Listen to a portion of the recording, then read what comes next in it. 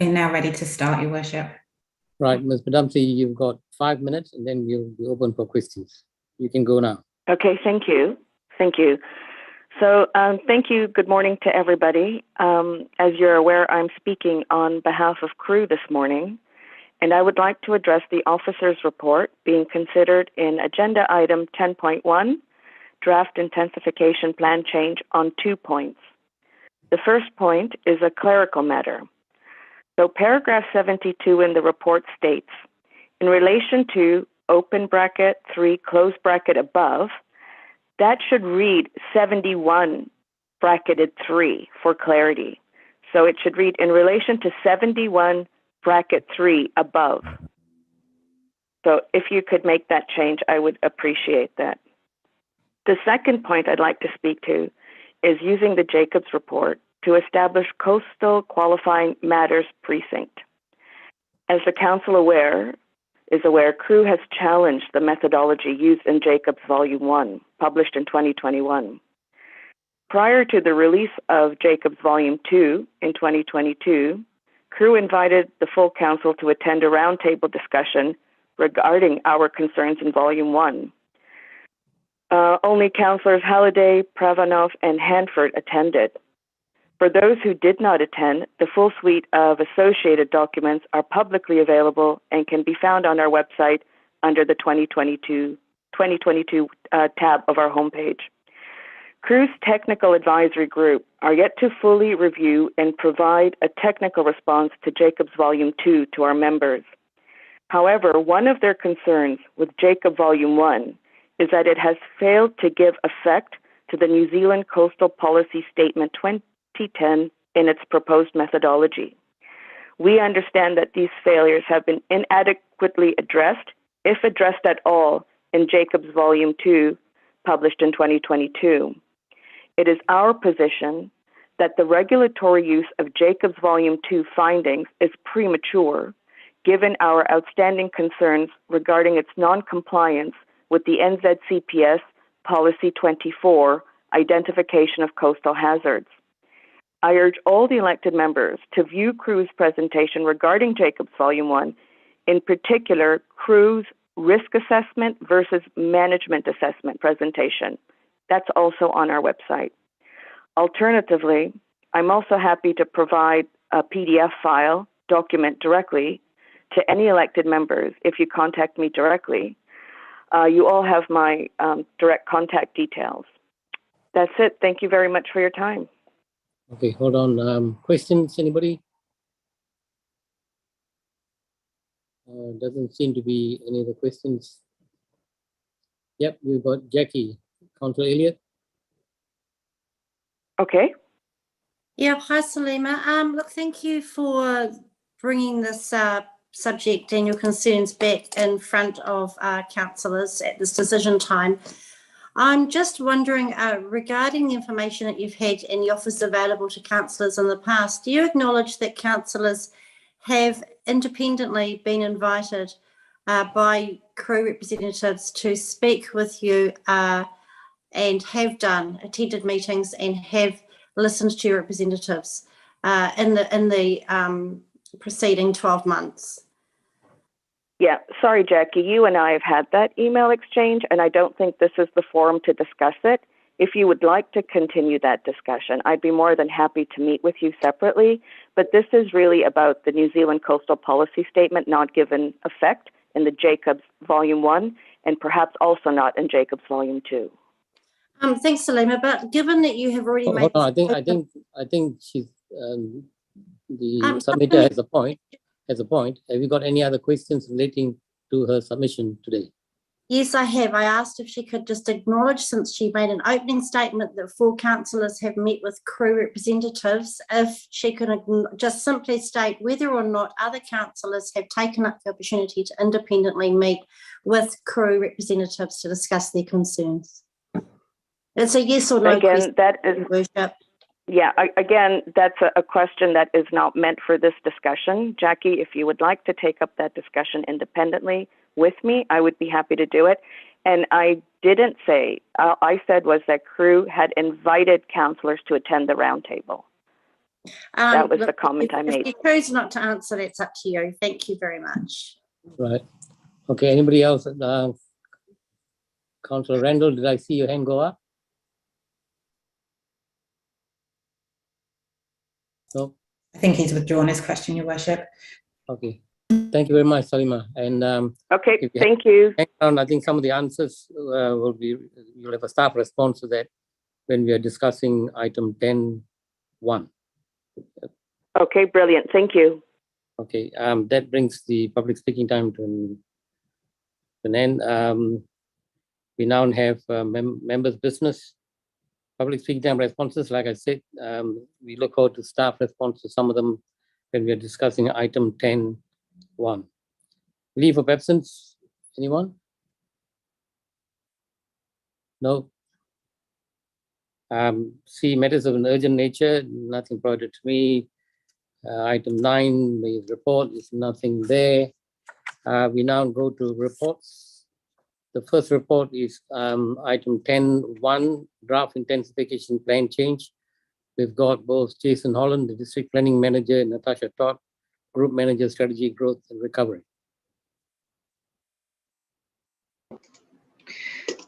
Thank you, Your Worship. Good morning, everyone.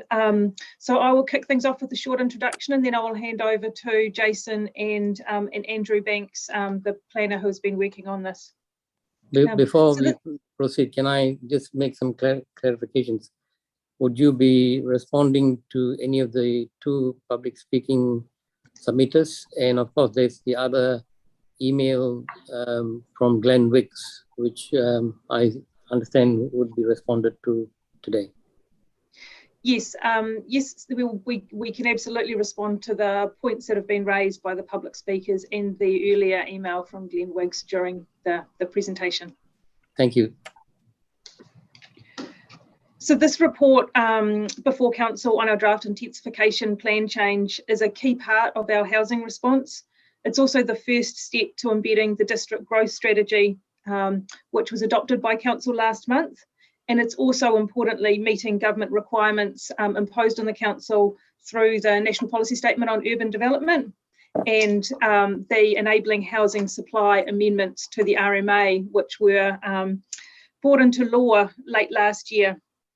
The government has specified some timeframes we need to meet for this plan change, and that is that formal public notification must occur before the 22nd of August.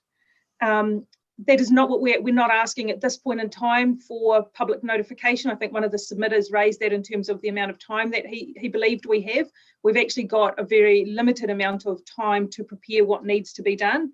What we're wanting here is your agreement to begin an early consultation, seeking some feedback from the public before we get to that public notification stage, which is where the RMA process starts proper. It's a good practice step. It's not a legal requirement, but it is one that can be really useful in terms of ironing out any wrinkles before we start that formal RMA process. We know there's going to be a wide range of community views, and this stage of consulting on a draft gives us the opportunity to start hearing some of those views. So I think with that, I will hand over now to Jason, who will get into more detail on what we're seeking and what we're proposing in the report. Tēnā koutou katoa, elected members and listeners. Yeah, look, this is a really important part of the district plan work program, and it is actually quite pleasing to be able to bring this report to you now. The team have been really busy since government initially issued the National Policy Statement for Urban Development, and then I guess hit the whole country a little bit blindsided with the RMA amendments of late last year. We've had to adjust as these changes have come. And what we're asking you to do today is not to actually necessarily endorse any particular aspect of the product that we're wanting to consult on, actually. What we're really asking you to do, and it's quite a simple recommendation, is is can we please put out a draft plan change for people to have a look at and give council feedback on. That's it. There will be, of course, post the feedback, a chance for us to reflect on that with you and have a look at whether there are some ways that we can improve that product. That's why you consult. So yeah, I have Andrew Banks with me today, and I'm very pleased that I do, because Andrew's done a wonderful job of shaping up this product as we've gone through what has been a very challenging few months with it. So I'm going to let Andrew walk you through the details of the report, and maybe just ahead of that though, just to clarify one or two things that have come up in the chat so far. So the timetable that we're looking at for the draft consultation is looking like the 4th of April to the 29th of April. And we will put out communications both directly to a large number of people, for example, those who expressed an interest in district planning matters during the course of consultation on the growth strategy. And as well as that, a whole number of other people. Plus, we'll be doing some public communications. So we do want to make sure, and this is one of the beauties of consulting on a draft plan change, not only is it really good for getting ideas and giving us options to maybe sharpen the pencil in a few areas, but it actually raises awareness. And when it comes to district planning matters, once you get into the formal stage, everything gets a bit tighter, and it's a bit harder to be communicating as sort of freely. Everything gets very kind of rigid, and that's the way it is, because it's basically a semi-legal kind of process. Whereas at this stage, we can really get the messages out there and raise awareness so that people do know what's coming. The growth strategy has already been a really handy way to do that too. So I think council can be quite proud of the level of effort that it's actually making, so that residents across the district, current and indeed future residents, can all see what's coming before it hits. And look, contrast that with government's efforts to consult on those RM changes where nobody knew what was coming, and there was a 3-week period for submissions on it. So just reflect on that. I would encourage councillors to really be quite proud of making a decision today to get that draft out for people to get eyes on the details. So without any further ado, I'm going to hand you over to Andrew now, and he's going to walk you through some of the key points of the report. Thanks, Andrew. Kia ora, Jason, and kia ora koutou katoa. So yeah, while draft PC2 is driven by statutory requirement to notify an intensification planning instrument, it is actually important to recognise that the supply of housing is a key resource management issue for the district. The population of the district is projected to increase by 30,000 people over the next 30 years. And recent analysis by the council has identified that this would require the construction of more than 16,000 dwellings over that period. But under current district plan settings, there would be a shortfall of approximately 8,400 dwellings. So housing is also a particular issue for iwi in the district as well. And iwi have identified that the current district plan does not meet their aspirations to live as Māori on their land. So as a result, while PC2 is required by statute, it is also a response to the real housing needs of the current and future community. So the scope of draft PC2 is statutorily defined and limited by Section 80E of the Resource Management Act. The plan change on that basis broadly covers 5 matters. 1, incorporating the medium density residential standards, or the MDRS, into the district's general residential zone. 2, giving effect to policy 3 of the National Policy Statement on Urban Development, or the NPSUD. 3, providing for qualifying matters. 4, providing for the development of papakanga throughout the district. And 5, making amendments to financial contributions provisions. So the first key aspect of the plan change is the MDRS. In essence, the MDRS require that the construction of up to 3 3-storey dwellings on a site is a permitted activity. While a resource consent would not be required for the construction of these dwellings, a consent would still be required for subdivision associated with the dwellings. More specific detail on the range of the requirements associated with the NDRS is included in Appendix B of the report. The NDRS are required to apply to the general residential zone throughout the district, except where a qualifying matter applies. The extent of the general residential zone is shown in the maps contained in Appendix C of the report. As part of incorporating the NDRS into the district plan, draft PC2 proposes to rezone a number of smaller areas in the district as general residential zone. These areas were identified based largely on their scale and relative simplicity and are identified in Appendix D. The second key aspect of the plan change is giving effect to policy 3 of the NPSUD. The policy is noted in the report, but in summary, it requires greater building heights and densities in and adjacent to the district's metropolitan centre zone, town centre zone, local centre zone, and train stations. While the NPSUD prescribes some mandatory minimums, the approach taken by draft PC2 is fundamentally based on and reinforces the district's centres hierarchy. This means that the greatest level of intensification, up to 12 stories, in the draft, is enabled in the metropolitan centre zone, cascading down through 6 stories at the town centre zone and then 4 stories at the local centre zone. And the specific approach taken to each of the district centres is highlighted on the maps contained in Appendix C and the schedule contained in Appendix E.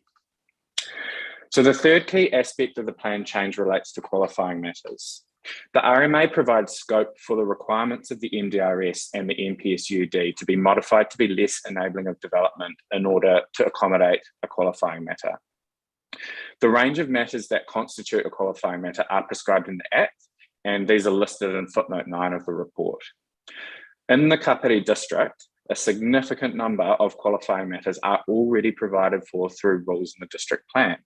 Examples of this include rules that restrict development in relation to flood hazard areas, ecologically sensitive sites, and sites in areas of significance to tangata whenua, and that's just to name some examples. Because these rules already exist, they can simply be rolled over into the future district plan as part of PC2. Draft PC2 does provide for some new qualifying matters that do not currently exist in the district plan. The primary new qualifying matter is referred to as the Coastal Qualifying Matter Precinct. This is an area of the district that has been identified in recent reporting, referred to as the Jacobs reporting, as potentially susceptible to coastal erosion hazard over the next 100 years. Draft PC2 does not propose any new restrictions on development in this area. Rather, what it does is it maintains the existing level of development provided for by the current district plan in this area until the management of coastal hazards can be addressed through a future coastal environment plan change process. In addition to the Coastal Qualifying Matter Precinct, new wahitapu sites identified by iwi are also proposed to be added to the district plan where these are located within an urban environment. The fourth key aspect of PC2 are a set of provisions to enable the development of Papakāinga. Iwi have expressed a range of aspirations associated with the development of Papakāinga and have identified that the existing district plan presents a barrier to achieving these aspirations. The provisions contained within PC2 seek to address this. Papakāinga can be defined as housing and ancillary activities, including social, cultural, educational, recreational, and commercial activities for tangata whenua on their ancestral land.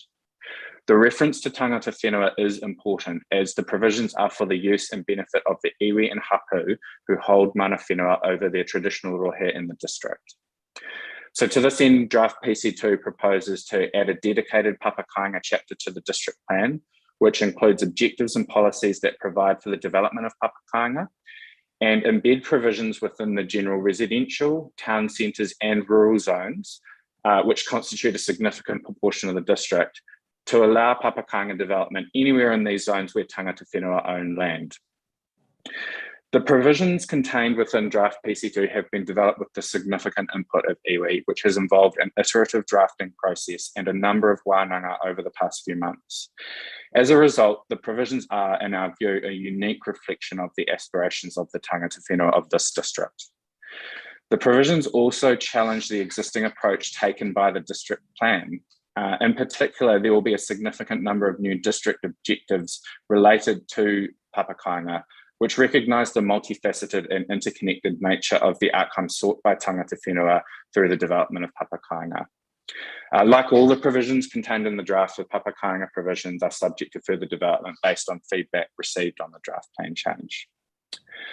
So finally, PC2 also proposes to amend the existing financial contributions provisions in the district plan.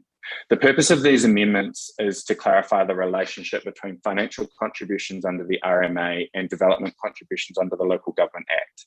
In particular, it clarifies that the council will take development contributions as provided for in the council's development contributions policy as a preference rather than financial contributions.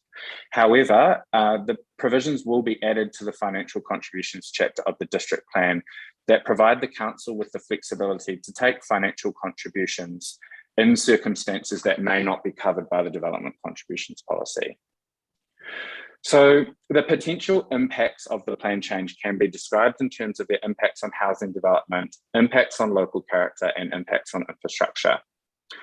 In terms of potential impacts on housing supply, initial high-level estimates undertaken by the council suggest that PC2 will provide a significant increase in district plan-enabled development capacity. Only a proportion of this would need to be feasible and realisable in order to meet the district's long-term demand for housing. The council's current the council's housing and business development capacity assessment, which is required to be reviewed in coordination with the 2024 LTP process, will confirm the impact of PC2 as it relates to feasible and realisable development.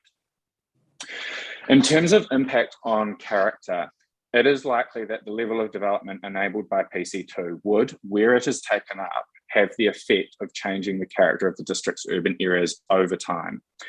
Parts of the district, particularly those with good access to transport services and amenities, could change from being predominantly low density in character to having a character influenced by a greater presence of higher density building types, including terraced housing or apartments. This change in character is recognised and supported by Objective 4 of the National Policy Statement on Urban Development, which requires that urban environments, including their amenity values, develop and change over time.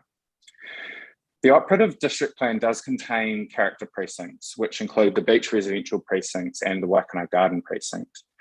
These precincts include existing rules that seek to preserve existing character by maintaining low development densities. Rules that seek to maintain existing character by restricting development density are, in essence, contrary to both the NDRS and the NPSUD.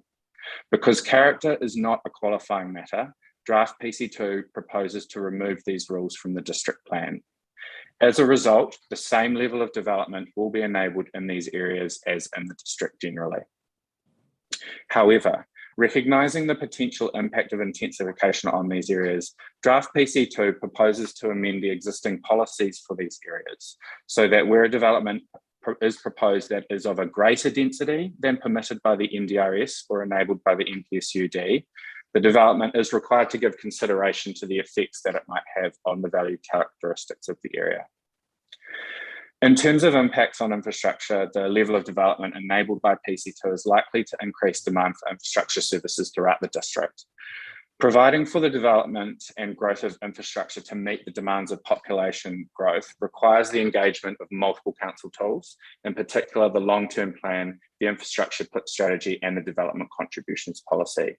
In terms of the district plan, though, all new development will need to continue to comply with the council's infrastructure standards and will continue to be subject to development or financial contributions provisions. Parts of the district at Paikakariki, Peka Peka, and Te Horo Beach, which are not currently serviced by council wastewater infrastructure. While the district plan is required to enable increased building heights and densities in these areas, it is likely that there will be practical constraints on how much development will be realised in these areas until such time as they are connected to council infrastructure. So to summarise, PC2 represents a significant change to the district plan to enable the development of housing for the community at large and Papakainga for tangata whenua. While the plan change is driven by statutory requirements, it also meets a range of underlying needs that are not currently met by the district plan. While it's not a statutory requirement that the council seek public feedback on the draft plan change, in our view, this is an appropriate course of action because of the level of change proposed. So because of this, it is recommended that that a draft plan of the plan change proceed to public consultation as recommended in the report. Thank you. Right, question time.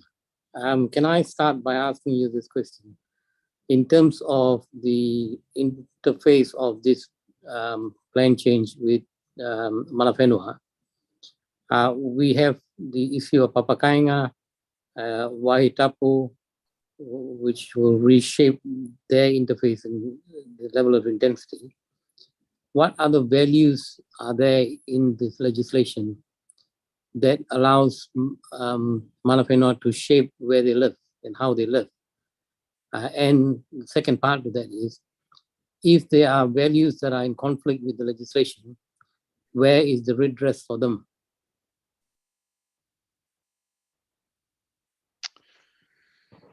I can have a first go at that, Mr. Mayor. So iwi will have a broad interest in all elements of this plan change. While we have been focusing massive amounts of energy, as have particularly Ngā Hapu or Taki and Ngāti Toa to date, and Aotearoa are about to join us, I think, on this journey. We've been dedicating a lot of time to Papakainga, and we've also been talking about whether the existing wahitapu that are recognised in the district plan in urban areas are actually the full suite that should be. So we've been having a lot of our time spent on those conversations, but we are, of course, aware that particularly up in Otaki, Ngā Hapu have some real concerns about how these reforms, because that's really what they are, will affect the look, the feel of that area. And so we will expect to see more feedback from iwi on all elements of the plan change potentially. We hope that there will be a high degree of support for the Papakainga provisions that we have co-drafted. But we're conscious that everybody has got an ability to have their own view about whether how we've interpreted this new legislation is the only way you can interpret it. And if there's another way that people can see it can be interpreted, that they should be giving that feedback. They just need to always start from the position, I guess, and this is what I've been trying to do, is sort of help people to understand that this is a plan change that is constrained by the law, and it's an unusual one. Most plan changes, council gets to determine the scope. This one, some things we're not allowed to do, some things we must do, and some things we have an option to do. So I guess all up, while we have been working really closely with iwi, and we are hopeful in terms of Papakainga and also in terms of Wahitapu that we'll get really constructive, positive feedback. There may be elements where, because of the legislation as it's worded, the way we read it and the advice that we've had, there may still be some areas where we're not exactly on the same page. So my second part of the question was, when you come to that junction, and what redress do Mana Whenua have to take up the matter when there's a difference of interpretation, if you like? Yep. So that's basically, I guess, a chance for me to explain the next steps in the process, really. So once we, assuming subject to council decisions today, go through a process where feedback is received by council on a draft, council will receive that feedback. They'll obviously consider that very, very closely, may make modifications, and then the next formal decision for council will be to publicly notify a proposed version of the intensification plan change. That sets in train another round of opportunity for people to put a submission in, and they'll have a minimum of 20 working days to be able to do that. And there then will be an opportunity to be heard in support of that submission. An independent hearings panel will be convened, and I did note there was a question about have we appointed that panel? When will we do that? We haven't appointed a panel yet. We need to make sure that the minister is not going to issue any specific directions about the constitution of that panel before we go ahead and do that. And that's still an option that he has. But we will look to appoint that panel in due course. And so, yes, that will be an opportunity for iwi to continue if they're not at that point still satisfied with the outcome in terms of what's notified. They will have another opportunity at that point to submit. But of course, look, we're working really hard with iwi to create a product that they're happy with.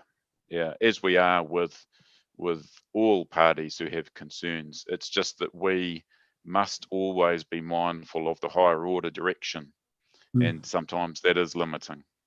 I think Natasha's got something there. Thank you, Your Worship. If I could just add on to the answer that Jason has just given.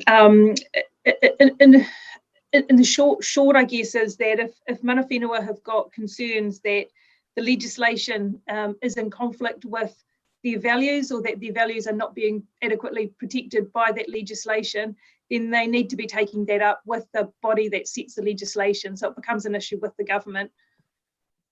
And we have given them the option of using the mayor's office in that direction. I understand that's right. Yep. Councillor Coates.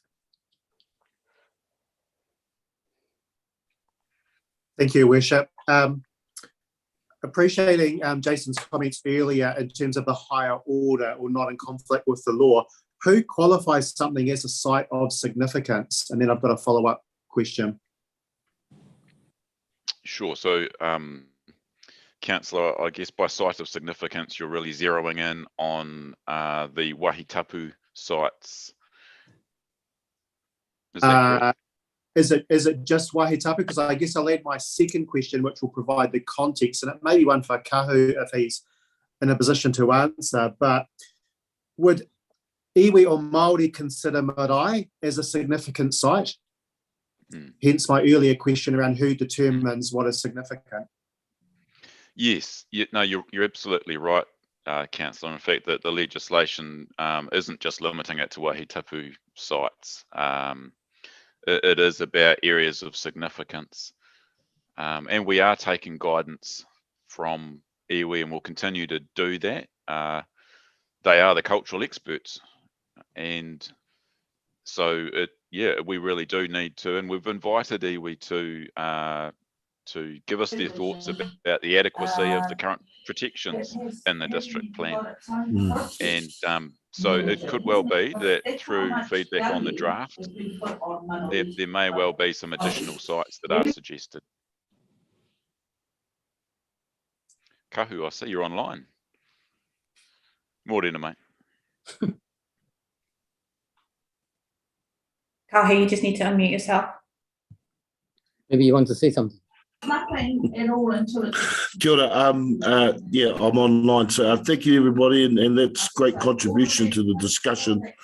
The papakainga stuff in the wahitapu. Currently, Ngāti Toa have been spent the last month going through Wellington, Porirua, they've made it up to Pukerua Bay and just made it to Paripari, which is halfway between Pukerua Bay and sort of close to Paikakariki, looking at all their wahitapu to help inform the district plans, all the mahi that Jason and them are doing.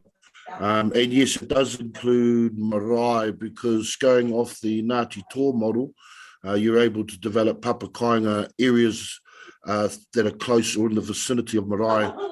And of course, they go through different classifications, overlay classifications, like there's also the heritage classifications as well, and then of course the wahitapu classifications, and then they're rating them between high, middle and low.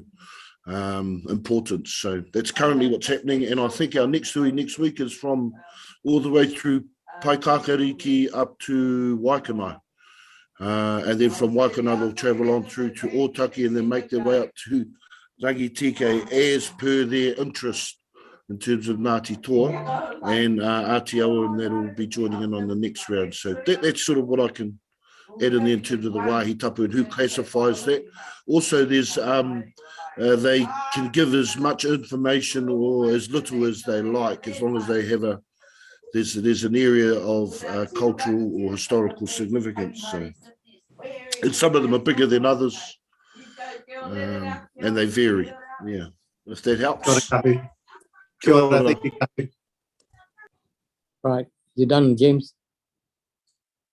Councillor Randall. Yeah, thank you, Mr. Mayor.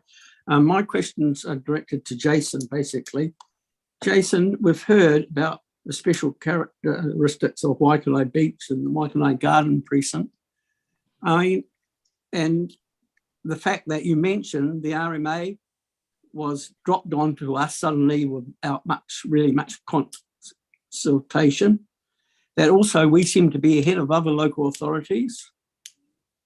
And we've had Pat Dignan saying we should be looking at perhaps a slow lane about this. So my question, and we have these exceptions under section 77I that Councillor Pravanov mentioned. So I was wondering, can we be looking at that? I mean, I'm very strongly in favour of preserving the characteristics in Waikoloa. And I think, because we've got legislation saying that it may not be able to continue, it doesn't necessarily mean it's right. Sometimes we should be looking at exceptions under the Act and see if we can find somewhere where we can fit in. That's my question overall. Thank Jason? you, Councillor. Thank you, Councillor. So it was pretty early days in the growth strategy conversation when some of the concerns were starting to emerge about around the council table, actually, about what the impact would be on these areas. And so we have been thinking about this quite deeply. And what we've done is we have commissioned some expert evidence from an urban designer, which will be a part of the information that we propose to include in association with the Section 32 report slightly down the track. That would be in association with the proposed version of the plan change. But I just wanted to give you that assurance that we have looked very closely at it. What we've found, and it sort of weighs up the expert evidence in the context of the higher order documents and the advice that we've received about what's possible and what's not, is that it is just incredibly difficult, if not impossible, to apply a carte blanche across a large area constraint on development. Site by site is really where the ability is at. But across a large area like these character areas that were put into the district plan before the RMA was amended and before the NPSUD had really come into effect, those kind of areas, protections across that scale, that's kind of not okay anymore. So the approach that we've put forward and proposing to consult on in April is one where actually the medium density residential standards do apply in those areas, and that actually the kind of extra heights and densities, if you like, around centres, to the extent that overlaps with those areas, it does apply. But as Andrew has mentioned, we have also tried to do what we think we can for resource consent decision making for greater developments than that, to make sure that they are thinking about the specifics of those areas and their special character. So it's not about completely ripping the guts out from the district plan of any mention of those areas. That's not what we're proposing, but we are advising council that you have to You have to give effect to that higher order direction. It is strong higher order direction. It does constrain your options. And we think in terms of those options, you're really constrained to policy direction for consent decision making above a certain amount of development, and some design guide material, which we're proposing to do new design guides for intensification, replacing the old ones. Looking ahead to a world where intensification is part of our fabric, and recognizing that good design is important. So the package does really try to be as mindful as it can be about design and about those special characters. It's just that we have limitations. Thank you. Councillor McCann.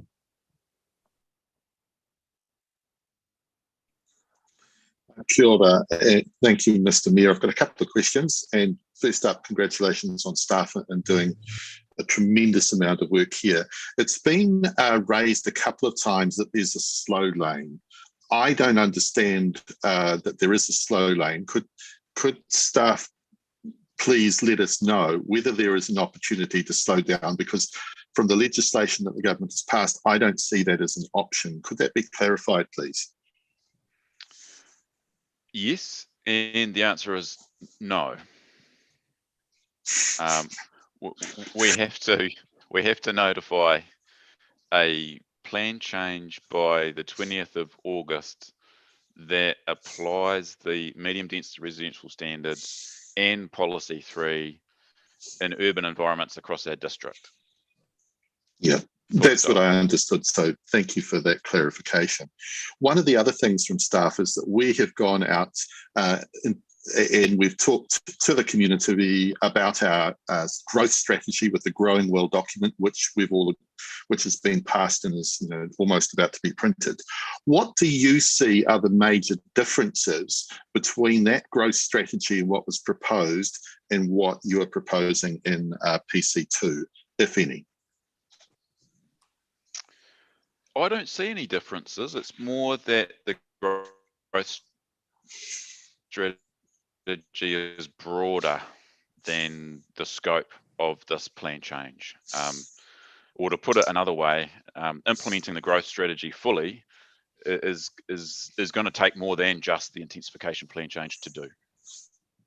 Yeah, so in effect, what we're proposing today to consult on this document, there's nothing inconsistent other than perhaps point 55 and 56, which I'll get to in a moment. There's really nothing inconsistent in the growth strategy with what's being proposed here today to consult on. Yeah, I'm not aware of any inconsistency. One of the beauties, I guess, of the way that our council has approached the updating of our strategies and our plans is that it's been done in such a way that we've been able to be thinking about the intensification plan change while the growth strategy was being developed. And we've actually been able to sort of keep up and be agile to the point where you have a growth strategy that you have just about put the staples into the document of, which is actually consistent with the national direction that we have been on a cat on a hot tin roof trying to keep up with. So you've got you've got a foundation that works. And the growth strategy, it's great to have such an updated version to launch off, and that's been a deliberate thing. Thank you. That confirms my feelings on that. With the issue that I do want to raise, points number 55 and 56, where we've acknowledged that the special characteristics have to be removed from the legislation. We're entering them back in, but only for building that exceeds the government minimum. Do you still, though, not think that that is perhaps against the intent of the government's intensification? I don't think it's against the intent, no. It is important to realise that while there are going to be some policies in the draft that do talk about being mindful of trying to retain that character to some extent. There are also policies that are very strong about enabling development. So the art under the RMA that resource consent decision making has always required is that all objectives and policies need to be viewed as a whole, and the way that these objectives and policies are worded, there are some key words in them that give, in a sense, they make a particular policy or objective stronger than another. And I guess the challenge, and it's going to be something that we welcome feedback on, is have we got that right? Because the intent is to be strong on development with those objectives and policies, but also to be able to be mindful of the character, but not to the extent of preventing the objectives that we must meet that government have set. Thank you. I mean, I would be much more comfortable if I was able to see those. But the next question I have is, who's going to appoint the panel and what's the process for that? And you did note that there's always a chance the government might override that process, but currently, who will appoint the panel, who will be assessing the next stage of the process? So I can only reflect on how we've done appointing panels in the past. There are delegations, I understand, I think I've exercised them myself, where first of all, we consult with iwi, and that's a requirement of the RMA, but it also is just something we should do anyway, to see whether or not they think there should be a member with expertise in tikanga Māori. Typically, the chair of the panel has either legal or planning expertise, and you could see why with something like this, just how important that expertise is to be held by the chair. And then another member, and historically that has been, sometimes it's actually been an elected member, and other times it can be an expert on another field that is relevant to that plan change. So yeah, typically it's been a staff delegation. So could you take us through the process from when we go out and consult as to how that then flows through into finally becoming as part of our active district plan?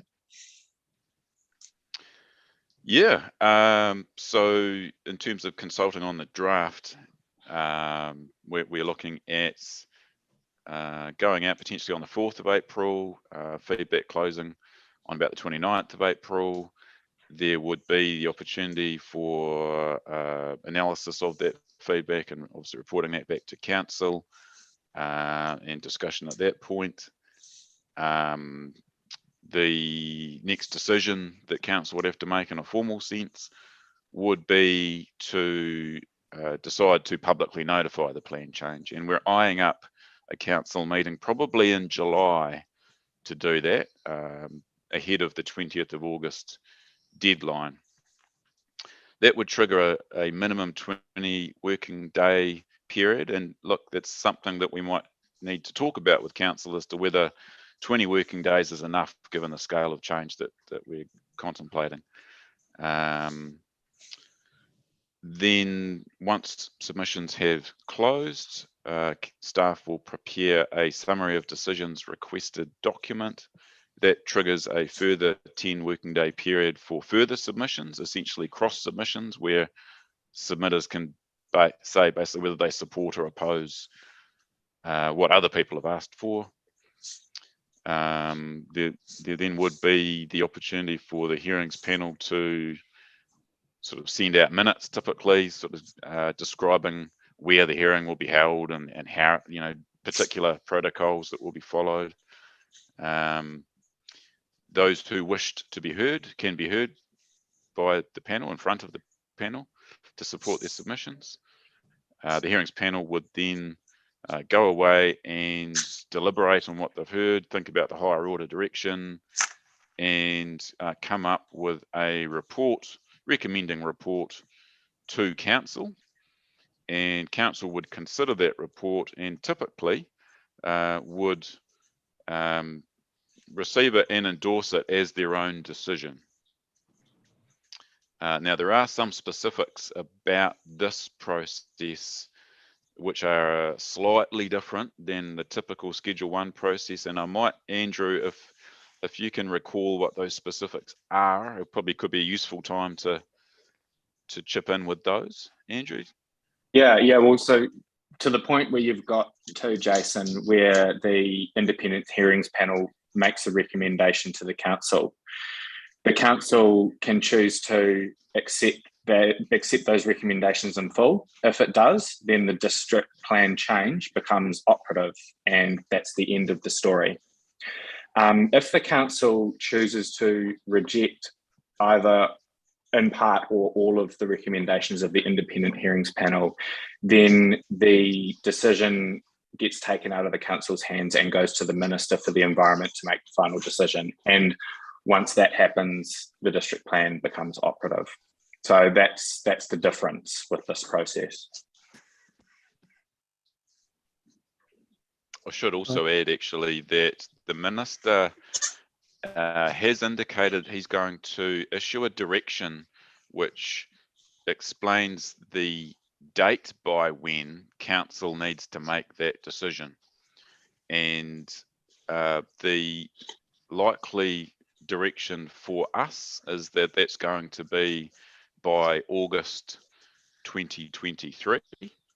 That's in line with the expectations that ministers have voiced in a sort of non-legislative way. They've kind of basically said that's what we are hoping everybody will do. I've had some dialogue with ministry officials and worked through whether that's feasible.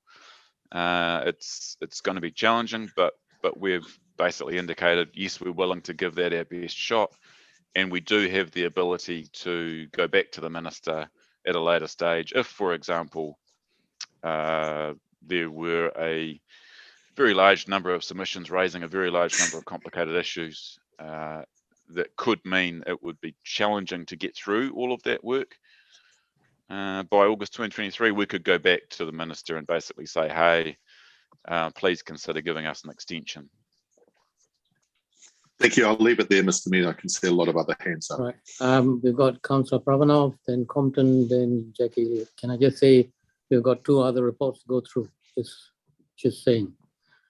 Councillor Pravanov. Thank you, Mr. Mayor. Through you, I have 5 questions. Actually, my first comment is actually a comment. So, in the draft document that is going out to consultation, Appendix D has some little tiny maps in there, and it shows the area that is going to be changed, but it doesn't actually, it doesn't actually show. It doesn't give any indication as to what the zones are directly around there. They're all colour coded, but there's actually no wording to describe what they are. So could that be added in there, please?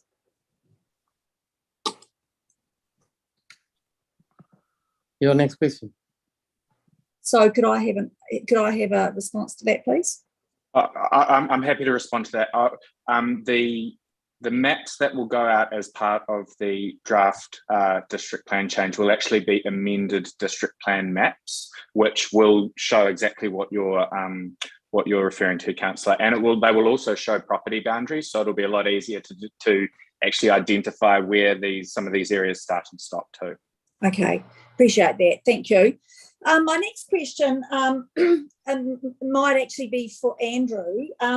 I think you made the comment that in terms of where these general urban zones are going to be potentially extended, they included areas that were on the wastewater council case wastewater system, but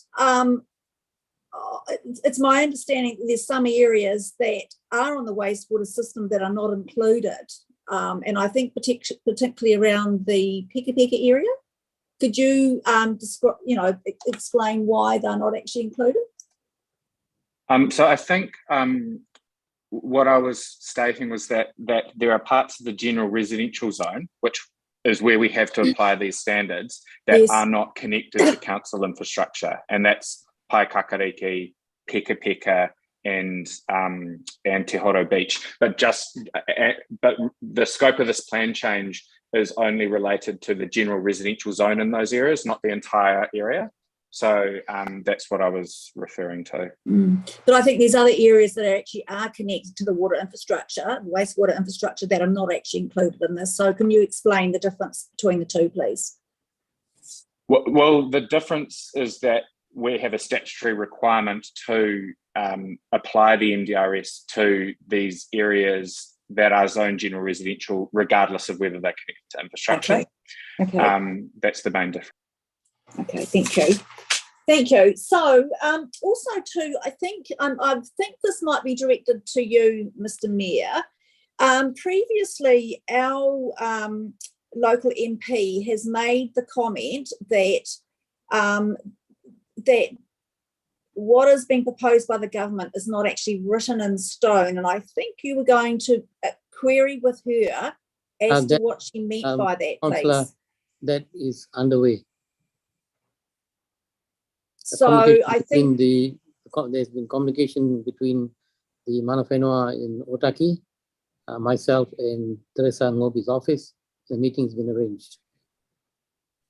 so. Thank you. Appreciate that it's underway, but this potentially could substantially change what is actually going into consultation. Is that true? Well, at the moment, what you're saying is actually totally speculative. We are just having a conversation around it. That's all. Okay. Thank you. Okay, so my next comment too, yes. So in relation to, I suppose, the coastal zones, there's actually nothing in the report that talks about tsunamis and inundation. And this is probably one of the key areas that in relation to the coastal policy statement that has not been considered in this report in terms of where buildings, so this is in terms of the qualifying factors or non-qualifying factors. So I'm going to have some council staff discuss or make some comments about how areas that are in tsunami zones are included in this, they're not excluded. Sure, we can talk about that. Essentially, the district plan has a very clear policy position that tsunami zones aren't to be managed by zoning. The risk of tsunami is actually to be managed by other means, i.e. things like making sure that everybody's aware that the tsunami's coming, that kind of thing. Andrew, would you like to comment on the details there? Yeah, that's exactly right. It's a very clear and concise policy that is already included in the natural hazards chapter of the district plan. And there's actually justification text already included in the district plan for that approach. And so we have chosen to be consistent with that approach because really there is any change to that approach would be quite significant and extend really beyond probably the scope of this plan change. And I think the other thing to also bear in mind is that the mapping that's related to tsunamis that is on the council website, and actually that's actually a reflection of the Greater Wellington Regional Council's mapping as well, is not intended for the purposes of land use planning. It's intended for the purposes of evacuation management, and the evidence base that went into preparing that is the same. It's not intended for land use planning. So there really isn't an evidence base that would support an alternative approach at this stage. Okay, thank you. So then, just your last question. Your Worship, I think Sean would like to comment. Sean Mellon.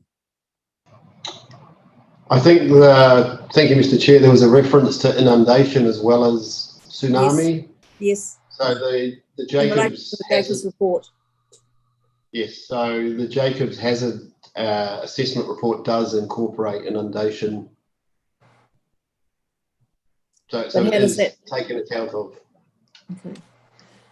Okay, thank you. So my last question, basically, I certainly acknowledge that there's a housing crisis, and there's been quite a lot of conversation today about Waikanai Beach and, the special character there. So my question is, realistically, how many high-rise buildings are predicted to be built there given the environment, as well as the cost structure, and is it likely that people who need to be able to buy houses are actually going to be able to afford to buy houses in this area, or is it a case of where you're going to be having people from a completely different demographic moving into that area? I can see you smiling, Rob. Isn't it? Pardon? Yeah, That's for the market to decide. Well, I know that given the current prices there, it's not going to be cheap housing. Staff, can I answer the question?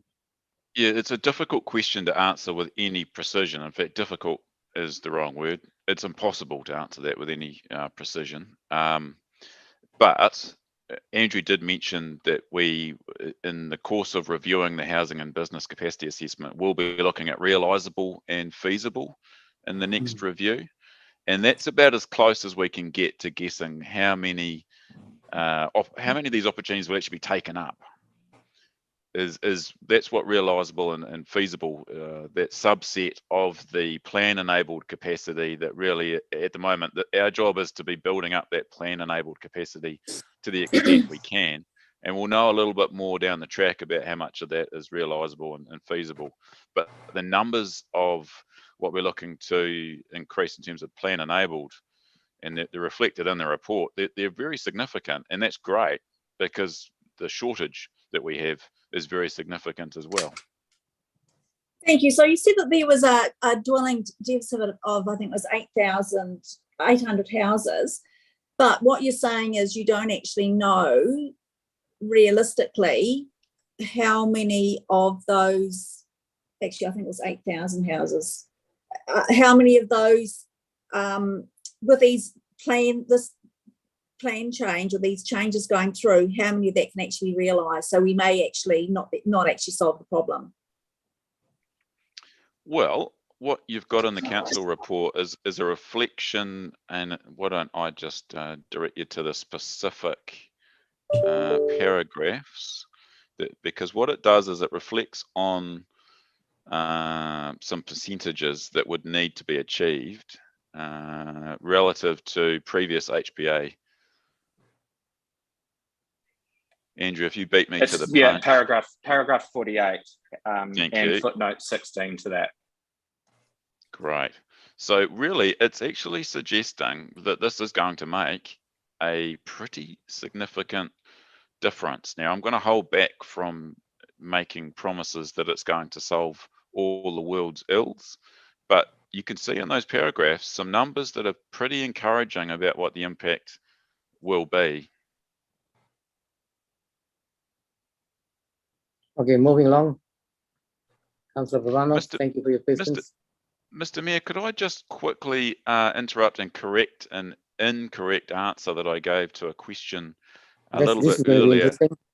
Yes, so look, it's proof that you can have brain fog without catching COVID. I was asked by Councillor McCann what the situation was with who appoints hearings panel members. I was wrong in saying that it's a staff delegation.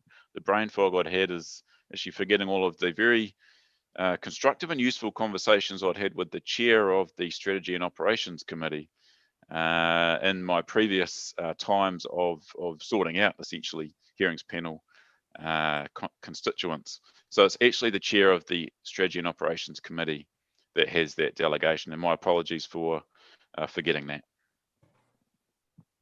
Right, Councillor Compton.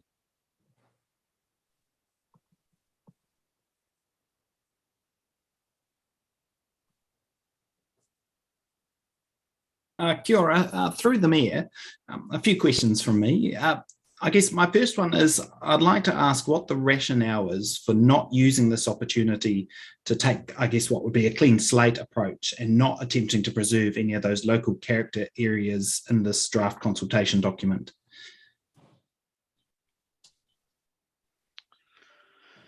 Yes, it's certainly a potential option for council to explore, and it could be argued to be consistent with the higher order direction to do so. So it'll be interesting to see what the feedback is on the approach. Essentially, I guess I was thinking you could go out with a clean slate document, and then if you do get submissions about local character in this draft phase, or whether you get it through the formal phase when it's notified, then you could have, say, either council deals with it before we go out for notification, or we deal for it, the independent hearing commissioners deal with it through that formal process. I guess that's the opportunity I'm trying to explore here. Yeah, it's a valid approach. Either approach in this case, we've had a chat about this, myself and Andrew, and this is one of the rare circumstances with this plan change where there actually are some options. Some of this is just the way it is, but this one, yeah, it's a judgment call. In this case, I guess what we've proposed for you to go out and seek feedback on is actually avoiding the application of character as a qualifying matter, and in that sense, it's the same inside or outside those areas in terms of the MDRS and what's permitted, and similarly, yeah, the application of policy 3 is not unduly constrained either, because we don't have any rules. This is all about policies. It's not about rules, and that's quite a key difference. So I guess a follow-up to that is that in council papers, we don't discuss policy 6 of the MPSUD, and that applies to decisions more generally about, or all decisions more generally about urban environments. And that policy 6 specifically states that the planned urban form and those RMA planning documents, which presumably includes policies because they're connected to the planning documents and would affect developments over and above the MDRS and MBS limits. So presumably, because that says that the things that might detract from the amenity values appreciated by some people, but improve amenity values appreciated by other people, communities, and future generations, including by providing increased and varied housing densities, it says that they are not of themselves an adverse effect. So aren't we, if we try and include these local character area policies, even if they're over and above the minimums set out in policy 3, aren't we effectively inconsistent with policy 6? I guess that's what I'm concerned about here, is that policy 6 applies more broadly than policy 3 does. So we're effectively getting us in a position where we're doing something that's inconsistent, and that we're potentially reinforcing, I guess, some of the grossly inefficient use of land in those areas. That's led to a huge wealth inequality within our district, and lack of access to housing around some key areas. Yeah, it'll be really interesting to see. Like, we'll get feedback, I predict, from the likes of Kāinga Ora and potentially individual developers that have an interest in those areas, and they may well make those kinds of points, councillor. And let's see sort of what comes. But the fact does remain, though, that in its current form, the draft plan change would provide increased and varied housing densities and types in those areas, and it would enable that through permitted activities, not even requiring a resource consent. So, and that will or may detract from amenity values appreciated by some people. So I think even with the draft as it's worded, it's certainly very defendable that it's consistent with that policy, but let's see what people have to say. I guess I'd like to just indicate for the Mayor that when we get to the recommendations, I'd like to move in an additional one that would probably be appropriate to deal with before this. So I'll email that through to the Mayor and to Tanika. Just, it's along the lines of that line of questioning. So just giving you a heads up. Right, Councillor Elliott. Thank you. Just one quick question on process. In the absence of successful Treaty of Waitangi claims simply because the hearings process has been quite held up, especially over COVID. How is the council proposing to approve occupancy for those hapu iwi members who apply for consent down the track after this plan change?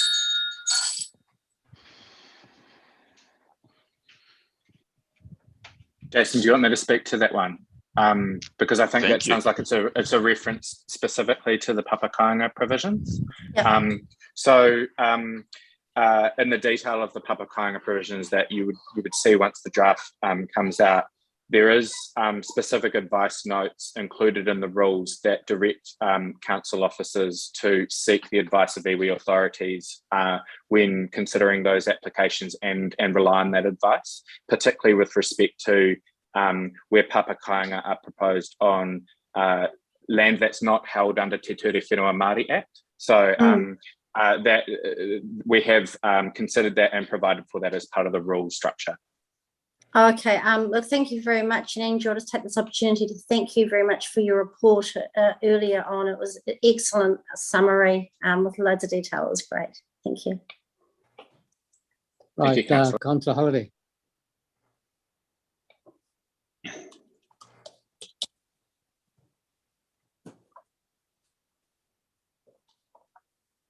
Thank you, through you, Mr. Mayor. And look, just actually echoing Councillor Elliott's views. It's been a fantastic presentation.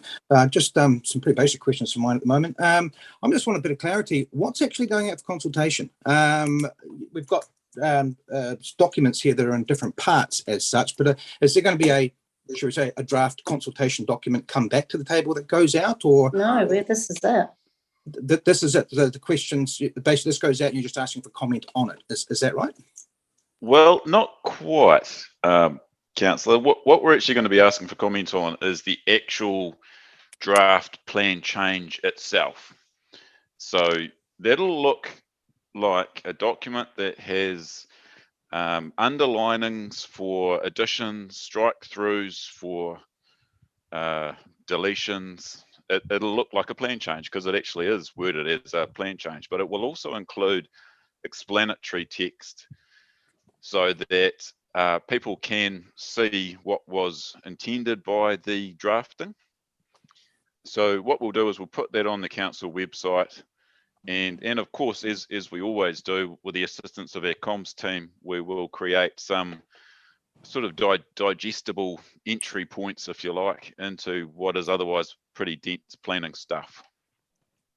Yeah, just the reason I asked, just it seems like it's a little bit of a different process than what we normally do. Would that be a fair comment? For a draft plan change, it's actually exactly the same as the process we went through for plan changes 1A, B and C. So that was the accessible car parking, the liquefaction rule removal and the cycle parking. Mm-hmm. We came to you at that point with a description, I think, on what we were looking to achieve, the policy intent. Then we went out with the sort of the track change, plan change wording to the public, got feedback, and then reported back to you prior to seeking your approval, or at the point of seeking your approval to publicly notify. So it's exactly the same approach. Okay, that's cool. Thank you for clarifying that. Just two other small things as well, Council. I just wanted to make a couple of comments on the wall. Just get a thought on the map on page 36 that has the town centre zone for Parapara Umu Beach. I just noticed it's split. I'm assuming it's split for the tower area that's there as well. I was just wondering why basically that just wasn't a whole purple area. Why we just didn't have a whole town centre between those two areas. I can quickly speak to that, Jason. In terms of the zoning of centres, we are just working with the existing operative zone spatial extents, and so I can't actually speak to the legacy of why the general residential zone passes between the tower and the main rump of the beach area, and yeah, we're not proposing to change that as part of this district plan change. Okay, so in other words, if that was to come back as a comment, it would be considered, I guess, as part of the consultation process. Oh, absolutely, yeah. Yeah, because it's a similar sort of thing with regards to the boundaries of the residential intensification precinct, more up towards the township. It's got quite staggered areas around it. I thought that, it would have been a more bit of a delineated straight line approach as such. But again, I guess that's comments that can come back through the consultation. Lovely. Thank you very much. Councillor Coates. I appreciate there's been lots of questions, Your Worship. I'm just not too sure there's been an answer from staff with regards to the question posed by Ms. Padamsey, and I think it would be prudent for elected members to understand the staff's position on the inclusion of the Jacobs report within the report, and yeah, just any comment in regards to the questions from Ms. Padamsey around that would be helpful for us to know the response. I think Natasha was going to cover both Salima Padamsey's, Pat Dugnan, and also Glenn Wicks. Thank you. It would be good to hear that. There are no other questions. So we may announce the time. I think Jason's actually going to cover off the response to Glenn Wiggs, and he'll also look at addressing the points raised by Salima as well, which comes down to how we're approaching the coastal edge. Thank you. Sure. I might start with the substantive point that was made by Salima Padamsey, which was essentially questioning, I suppose, the use of the Jacobs report in a regulatory process. Just briefly, really, look, there's been a lot of effort that has been put into making the Jacobs report appropriately in line with higher order direction, including the New Zealand Coastal Policy Statement and all the policies in it. I am comfortable and confident that it represents the best available information on which to base what that spatial area of that precinct should be. Now, with Mr. Wiggs's inquiry, Jason, I'm happy to speak to Mr. Wiggs's questions if that's okay. Not to cut over you, but no, do it. That's good. So I think a number of matters were raised in that. The first matter was the matter of the definition of an urban environment and the proposition that Waikanae Beach is not an urban environment. So the test for whether an area meets the definition of an urban environment is not whether the area has a population of 10,000 people. Rather, the test is whether the area is part of a housing and labour market of at least 10,000 people. So it's entirely possible for a particular area with a population of less than 10,000 people to be part of a housing and labour market of more than 10,000 people, and through that meet the definition of an urban environment. So this is why we've referenced the Statistics New Zealand evidence base in Appendix A to the report, as it provides a spatial justification for the extent of housing and labour markets in the district. So in the case of Waikanae Beach, the Stats NZ evidence situates Waikanae Beach within the wider Kapiti Coast housing and labour market, which has a population of greater than 10,000. So that would be the way we would respond to that point. On the point of qualifying matters, paragraphs 30 to 32 in the report outline the approach to qualifying matters, and that will all be reflected in the draft plan change document. I think we've already addressed the consideration of tsunami hazard as raised, and then the additional point that was raised was with regard to inundation. Now, inundation is largely dealt with through the district plan's existing flood hazard rules, and they will continue to apply as an existing qualifying matter. So that would be our response on the inundation matter. But obviously, we're looking for feedback on the draft plan change.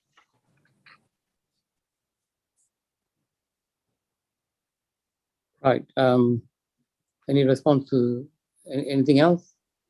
No.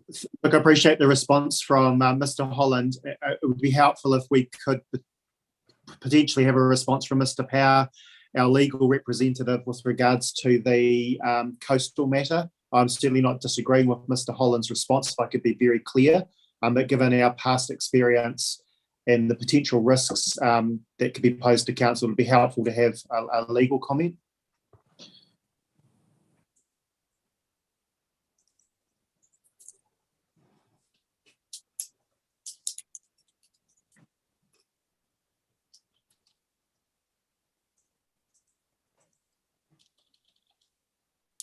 Tim, Tim, are you there? Hello? He doesn't seem to be around his computer, Your Worship. Okay. James, sorry, there's no response to that. Well, Your Worship, I might be able to respond in some regard to Councillor Coots's concern. Sean, if I could clarify, I want to be sure that as a council, if we're putting something up for consultation that contains information that we're not exposed legally to any, I guess, every time we are, potentially, we don't know what may come. Yeah. But given the question that was asked, that you're confident that we can rely on that information. Yes, that's right. So through you, Mr. Chair, as you mentioned, Councillor, I can't qualify the risk of challenge in terms of that legal element to it, but I can confirm that the work that Jacobs have done, which Jason referenced earlier in terms of his comfort with that, was subject to independent peer review by both Becker and by Greater Wellington Regional Council with regard to those matters associated with its usefulness in applying the New Zealand coastal policy statement. So both of those peer reviewers had no concern with regard to that aspect to the report, and both Jacobs and Council also officers have no concern with regard to the development of that report and making reference to the Ministry for the Environment, guidance 2017, I think, for the development of those coastal hazards. Again, in that document makes specific reference to the New Zealand coastal policy statement.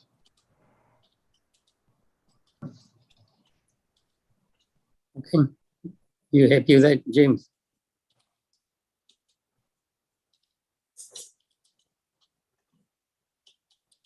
Looks like James, did you hear that one? Sorry, Your Worship, I was I muted. I probably shouldn't have muted myself. Look, I think the question needed to be asked. I appreciate the response from staff to help inform elected members before we go into the recommendations. Okay, thank you for that. I know that Councillor McCann has put his hand up to move the recommendations, and he moved that before. I think there might be 2 other amendments coming up, but let's move that first. Your Worship, Councillor Elliott has her hand up, her hand raised. Councillor Elliott. Oh.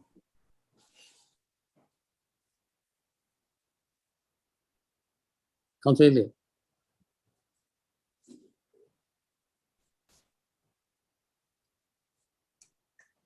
Sorry, just bear with. There we go. Sorry, it's okay. There's no question. Carry on.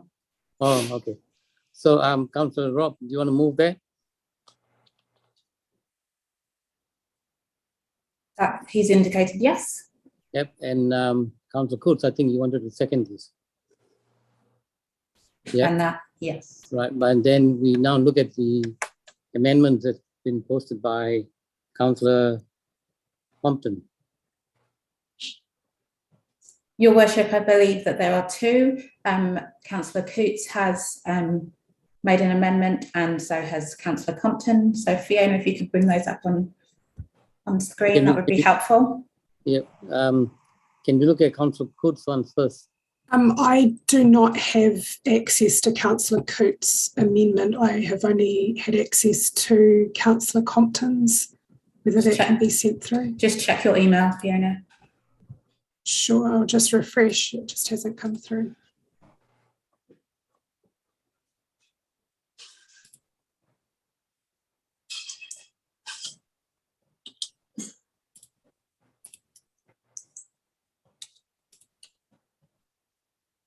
I don't have that wording in front of me, unfortunately, whether it's possible for it to be sent through again.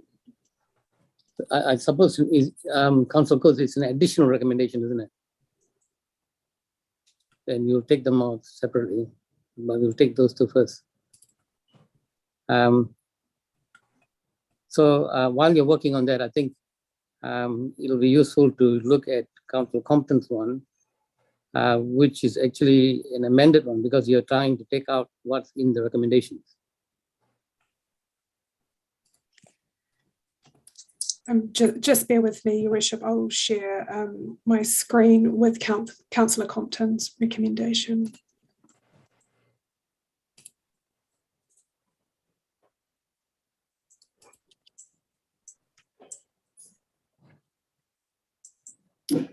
Is that able to be seen? Yeah. Yes.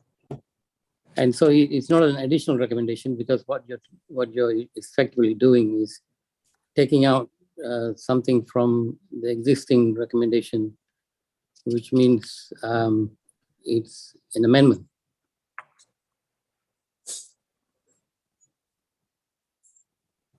So shall we move the first, the current recommendation first and then look at the amendment?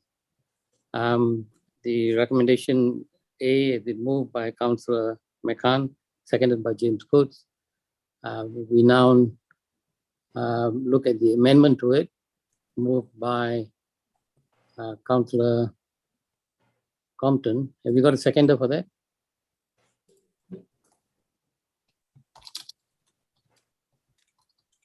I'll second that, Mr. Mayor. You're seconding it. Okay, Councillor Compton, you want to speak on that?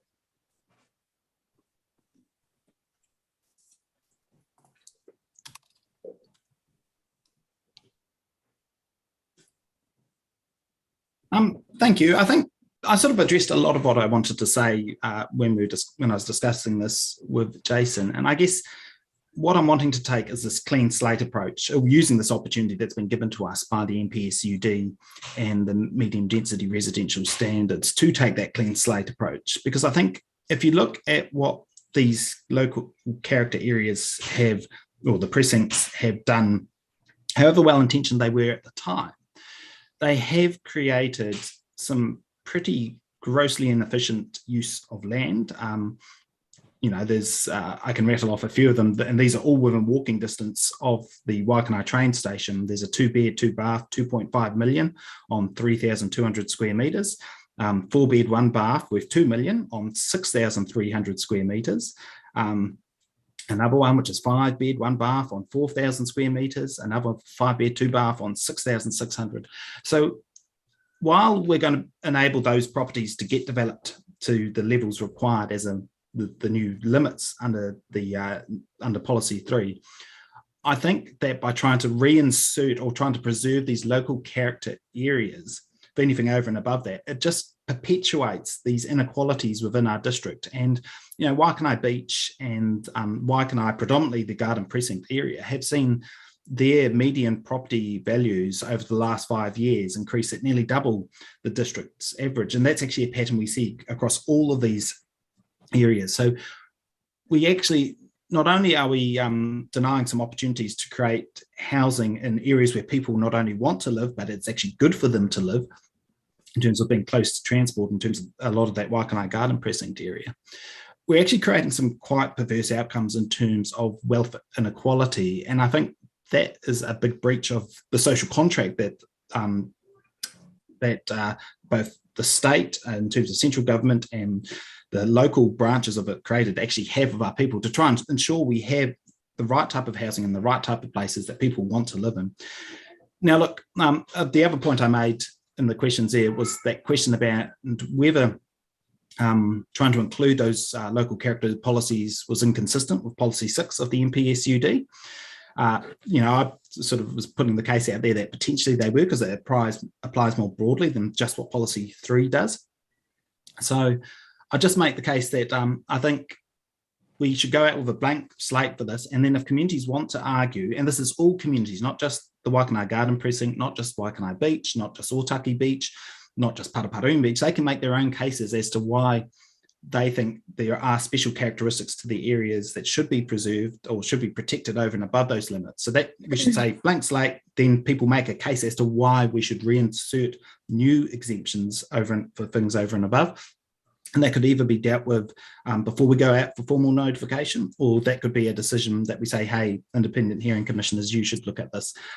So that's, I guess, the long and short of this. I guess you know, we all acknowledge we're in a housing crisis. Kapiti is one of the most grossly unaffordable housing markets in the country, not just because our median housing price is nudging $1 million now, but actually because we have a lower median income in the district as well. So we've actually got the worst of both worlds. We've got some of the worst housing affordability and actually some of the lowest incomes as well. So I reckon, you know, grab this bull by the horns. Let's give it every chance to get as much housing as we can in the right areas, and you know, let those communities put a case forward for why they should have local character policies included postscript to this consultation. Because I think there's a real risk if we go out with them included in the consultation document, that creates its own sort of momentum that's created a lot of pain for us as a council when it gets to deciding what we're going to adopt or what we're going to formally notify further down the track. So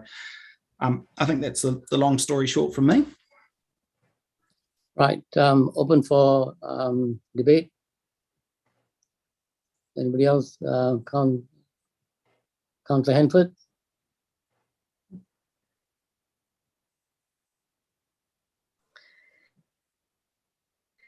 Yeah, kia ora. I'll be voting in support of this amendment. I think Councillor Compton's put it extremely well. And actually something that Andrew said earlier on is something that I resonated with.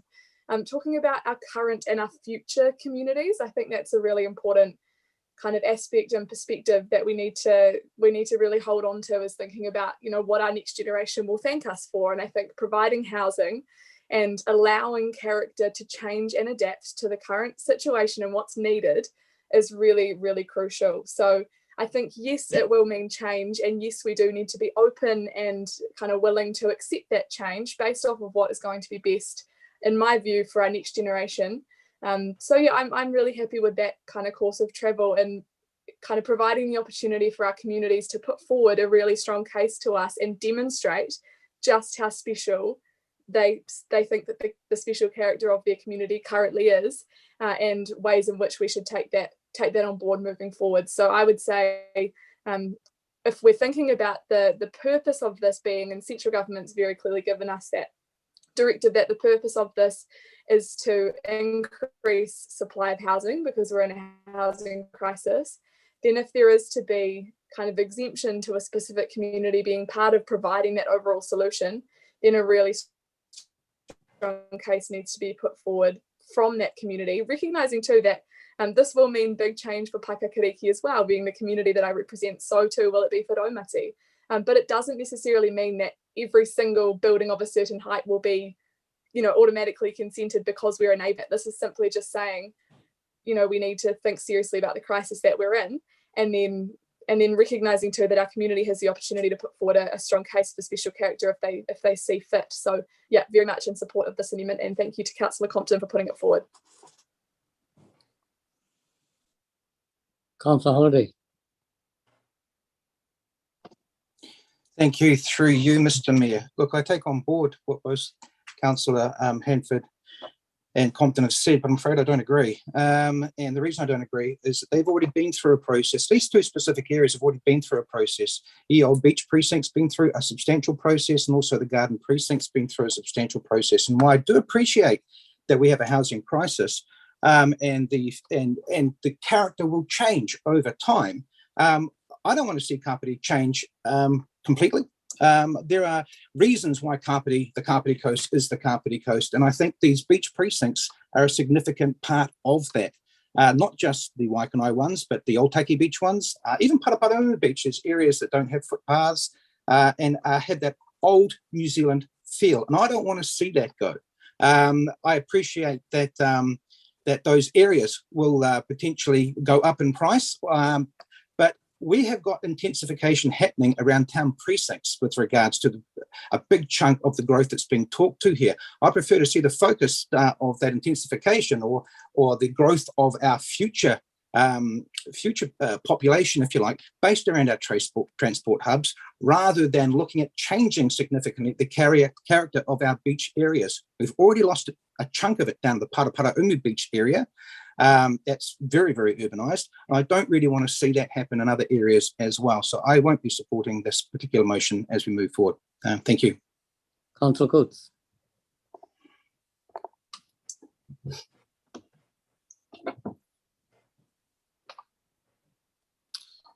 Thank you, Worship. Look, I understand the point that Councillor Compton is making and actually agree with many aspects of it. Unfortunately, the areas in Otaki are also included within those provisions there that are being suggested to be removed. The report speaks quite repeatedly around the concerns raised by Ngā Hapu Otaki. We've also heard ourselves as councillors the friction or the tension that the government's changes and council's own Growing Well document has created with Ngā Hapu Otaki. We heard that as recently as in our meeting in Te Whakaminanga, and Councillor Hanford and Councillor McCann and myself met with Ngā Hapu earlier this week to hear those concerns reiterated. So I could not support this proposed recommendation from Councillor Compton in the interest of my community and my people there in Ngā Hapu Otaki. I do not think that that would go or show any way that we have been listening to those concerns from Ngā Hapu Otaki around the impacts. I think you'd be far stretched to find a 6,000 square metre, 4-bedroom home within that area in Otaki for 2 million plus. So I certainly appreciate the point that Councillor Compton's making around the Waikanai Garden area, but I just don't think it relates as strongly to the Otaki area. And by including it, for me, it creates more problems within those relationships there within that community than the opportunity it provides through feedback. So I understand what's been trying to be achieved, but I couldn't personally support it. Councillor McCann.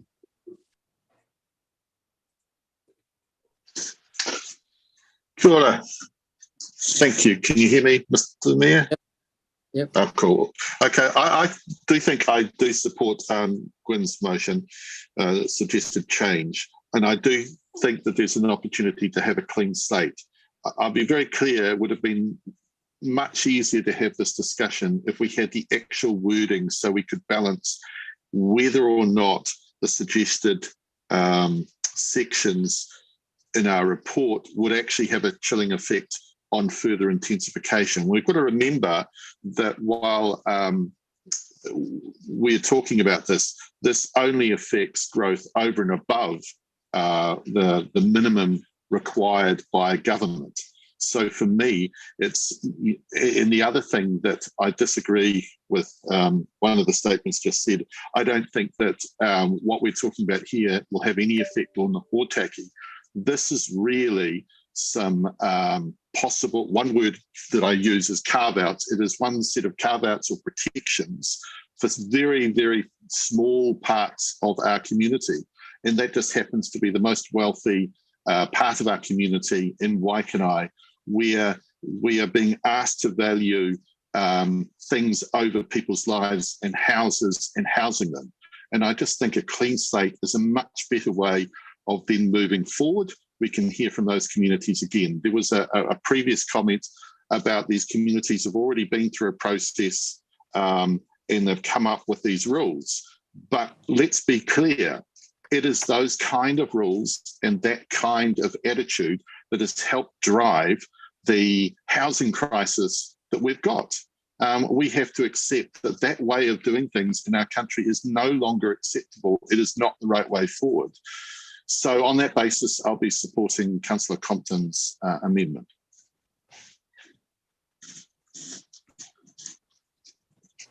I think I want to speak at this moment. A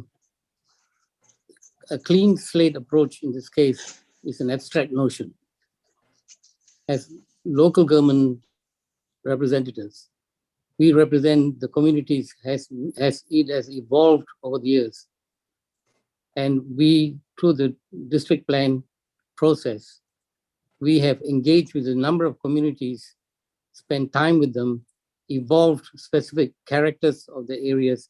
Local outcome plans have been produced, including the Waikanai Garden Precinct and the beach residential precincts. There are others up in Rikurangi, and therefore these have got value in them. If you're saying clean slate, what you're doing is you're completely undermining all the work that's been done to evolve who we are as Kapiti Coast. And we know that we describe ourselves as a string of pearls. That is a marketing strategy. We look at tourism industry strategy.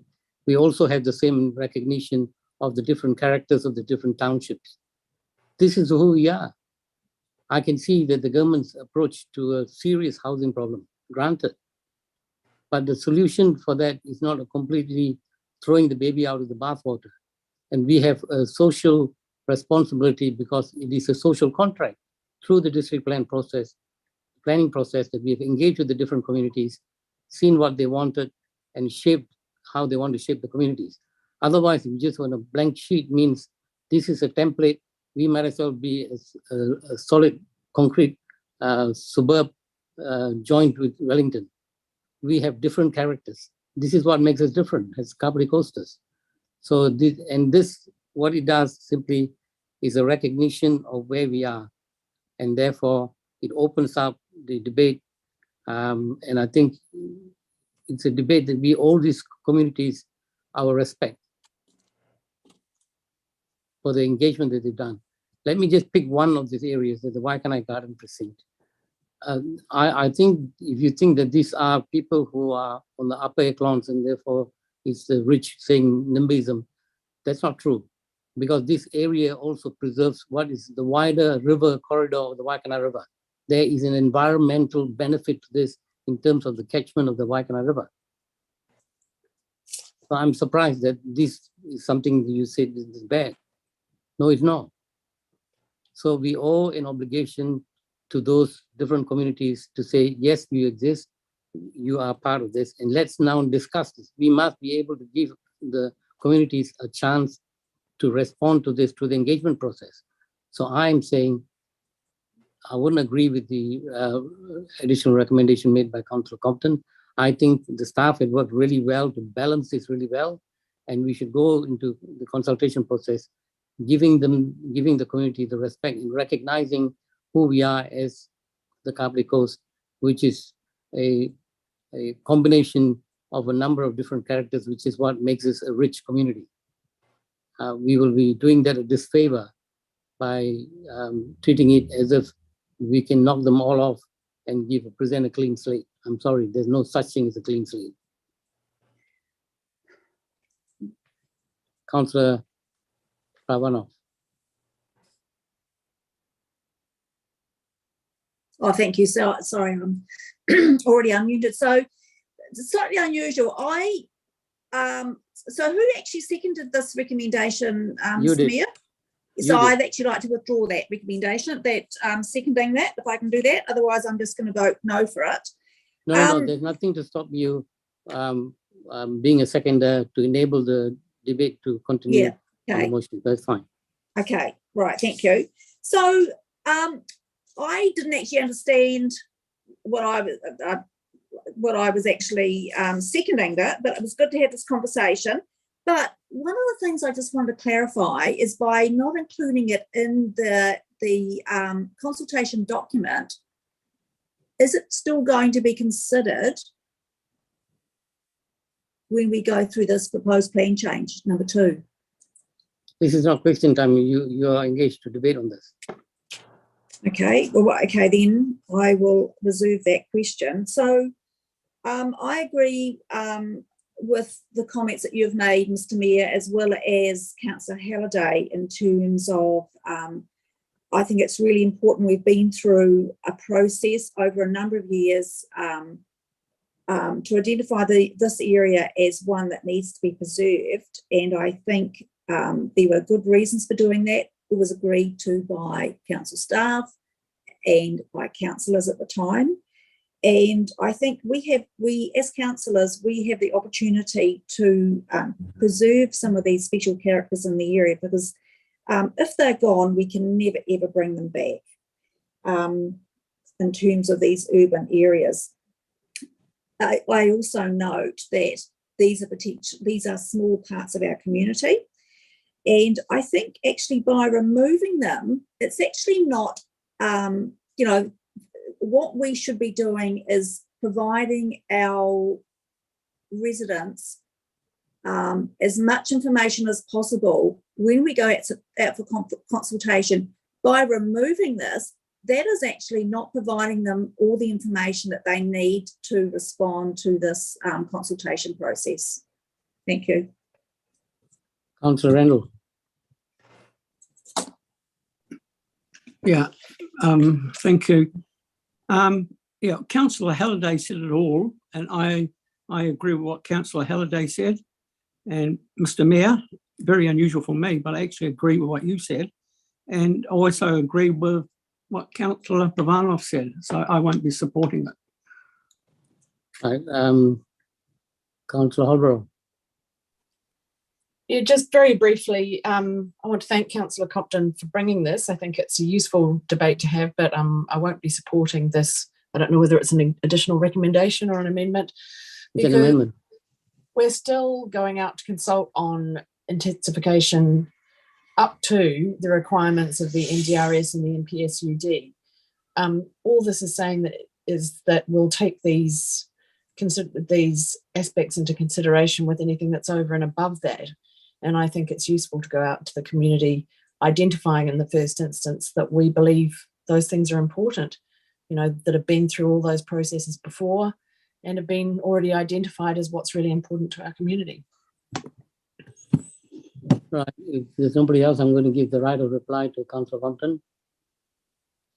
Worship, we've got Councillor Buswell. Councillor Buswell. Oh, yep. Councillor Buswell.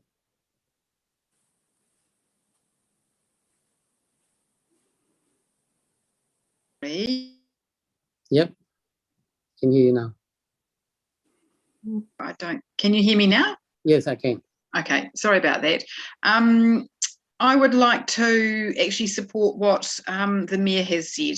I see the Waikanae precinct particularly as a green belt through our area, and the connection that green belt or that garden belt has with the river and that wider community is really important.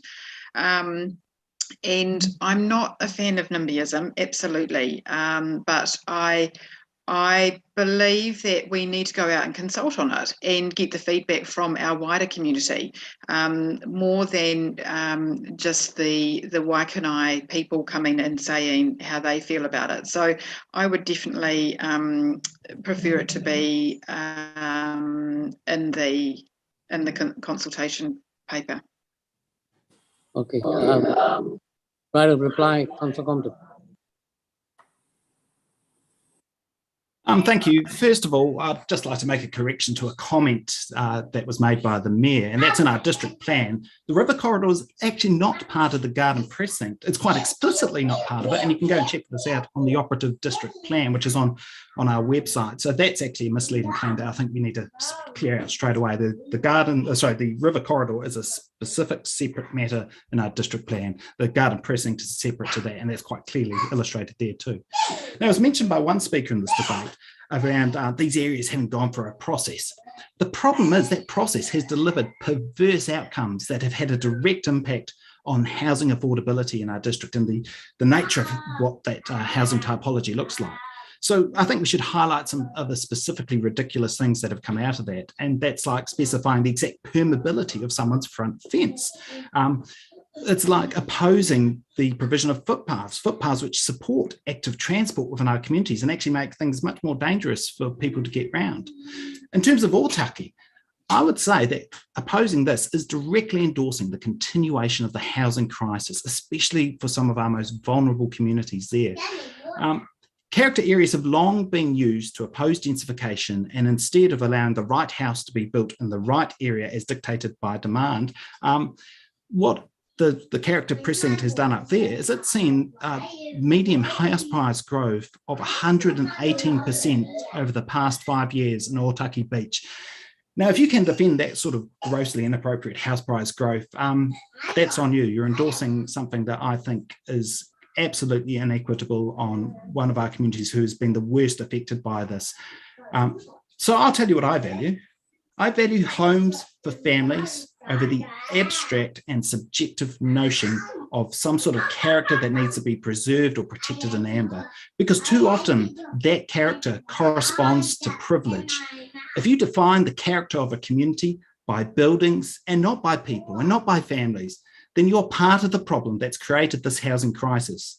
And words fail me about the NIMBYism on display in this debate. And it makes me actually ashamed to be part of a council that people are happy with doing the bare minimum required of us in the middle of the worst housing crisis in Kapiti's history.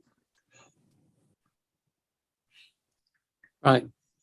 That brings an end to that. So the amendment moved by Councillor Compton, seconded by Councillor Ravnoff. Those in favour, can you cast your vote now if you're in favour or you're against?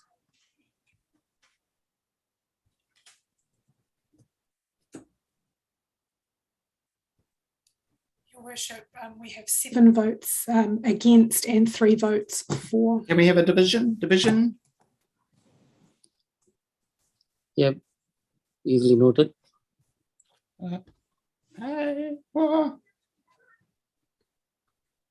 Okay, now we. Yeah, just 1 moment, Your Worship, while I note the division. So please bear with me. Do you want me to call it out, Fiona? It would be good because I've lost some things on my screen because I'm sharing. So that would be very helpful. Thank you. No, that's fine. So for the motion, we have Councillor Handford, Councillor McCann, and Councillor Elliott. And I presume yourself, Councillor Compton? Yep. And against, we have Councillor Pravanov, Councillor Holborough, Councillor Halliday, Councillor Coots, Councillor Randall, and Councillor Buswell, and the Mayor. Right. Okay. Now we go back to the. Your Worship, I think Councillor Compton had a comment. I'm not sure. No. No? Okay. Right. We go back to the substantial motion which is moved by Councillor McCann and seconded by Councillor Coots. Councillor McCann, right of intro.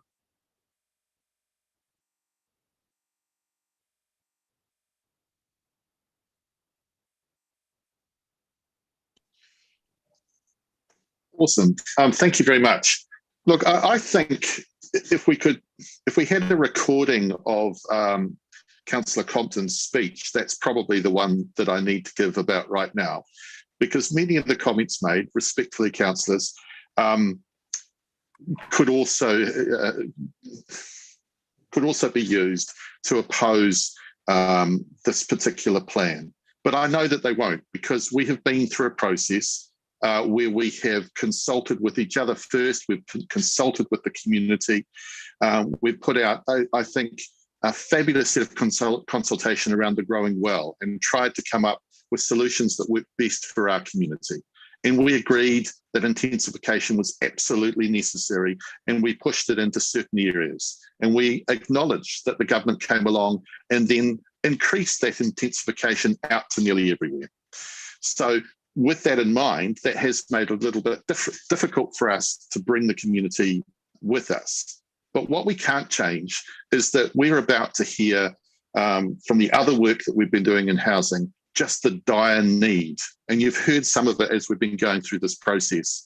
We've heard about some of the stats of, people being homeless, sleeping on couches, couch surfing, not able to buy homes. You've heard Councillor Compton talk about the massive increases in house prices that are preventing people from living here. And the thing for me is that the district council plan has to enable people to have a house over their head. It has to enable people to live well and in a community that functions. And I think we've done that work. While I do disagree, while I would have liked those clauses taken out and provided a clean slate, that is because I think those clauses would have had the potential to create further inequity. They're not going to affect the rest of our plan. But the reality is, I'm really impressed that the council are getting this work done and over the line. Then we will make a significant change in our community to house people. There is no point having a community where people live on the streets and don't have access to a house from which they can go to school, from which they can go to work, or retire here. And I think this plan puts in place actions that can ensure that that takes place. I applaud the idea of our council going out and testing some of the finer points that we have yet to see. And let's be clear, we don't have the wording around it, but we have all the briefings which tell us what the content is actually going to be. So I commend councillors to be bold and be brave and support this work, support this paper so that we can find out what our community thinks again.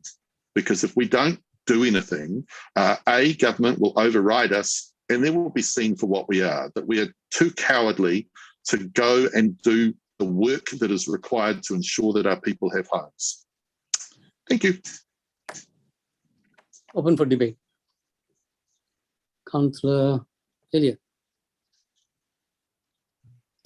Through you, Your Worship, look, I didn't speak to Councillor Compton's amendment, but I did send him a text congratulating him on his closing argument. Absolutely excellent, and I supported that. I supported it on the basis that I felt as though having the character zoning in created massive inequality. Inequality is something that stuck in my mind after last Tuesday's briefing when we were talking about the affordable housing. And the council gave the direction to have a very narrowly focused aim going forward that actually highlighted one small part of our String of Pearls district as an area for social housing. And I was really concerned that that would create a very serious inequality and stigmatising of that town. And I don't like that for Kapiti. I think we're a place where amongst our pearls we have diamonds, but it's people, not houses, that count. And it is how the community cares for the community and the village, brings up the children and looks after its weakest and the most vulnerable that really, really should matter to people who want to come and live in Kapiti. It's not what zone they're in for what school or how big their house is or what they can get for their dollar. Actually, it's that everyone is provided for. It is important here. And I can say that over a lifetime resident here, I'm very, very confident and pleased and proud to be working alongside our staff to build a better Kapiti and the best Kapiti that we can for everyone. So I'll be supporting this recommendation. Councillor Compton. Yeah, I'll be, unsurprisingly, given my unloading at the end of the previous debate, I'll be supporting this motion. Because, as I said, we are in the worst housing crisis in Kapiti's area. We've all been briefed on it countless times. You only have to go to the Facebook pages, not just over the last 2 years of the pandemic, but actually going beyond that to see some of the heartbreaking stories of people who are living in cars, people who are being squeezed out of our district. And often these are the most vulnerable people. They're being pushed away from their whānau, being pushed away from their hapu, being pushed away from their iwi because of grossly unaffordable housing. And it's not just to buy it, it's to rent it as well. And as they're pushed away from those support networks and pushed away from employment opportunities, it means to access those, they have to actually spend even more of their limited disposable income, if they have any, to actually just tread water where they are. So, I look at what's proposed here, and to me, we are doing the bare minimum that's required of us, of the government. I'd like to see us go a lot further than what it is, and I've seen some other councils have accepted or proposed much bigger walkable catchments for the community. So it'll be interesting to see what the submissions come back from the likes of Kāinga Ora on that sort of thing. I've got a feeling Auckland might be about 1,200 metres for their walkable catchment. They're looking at a 15-minute walkable catchment.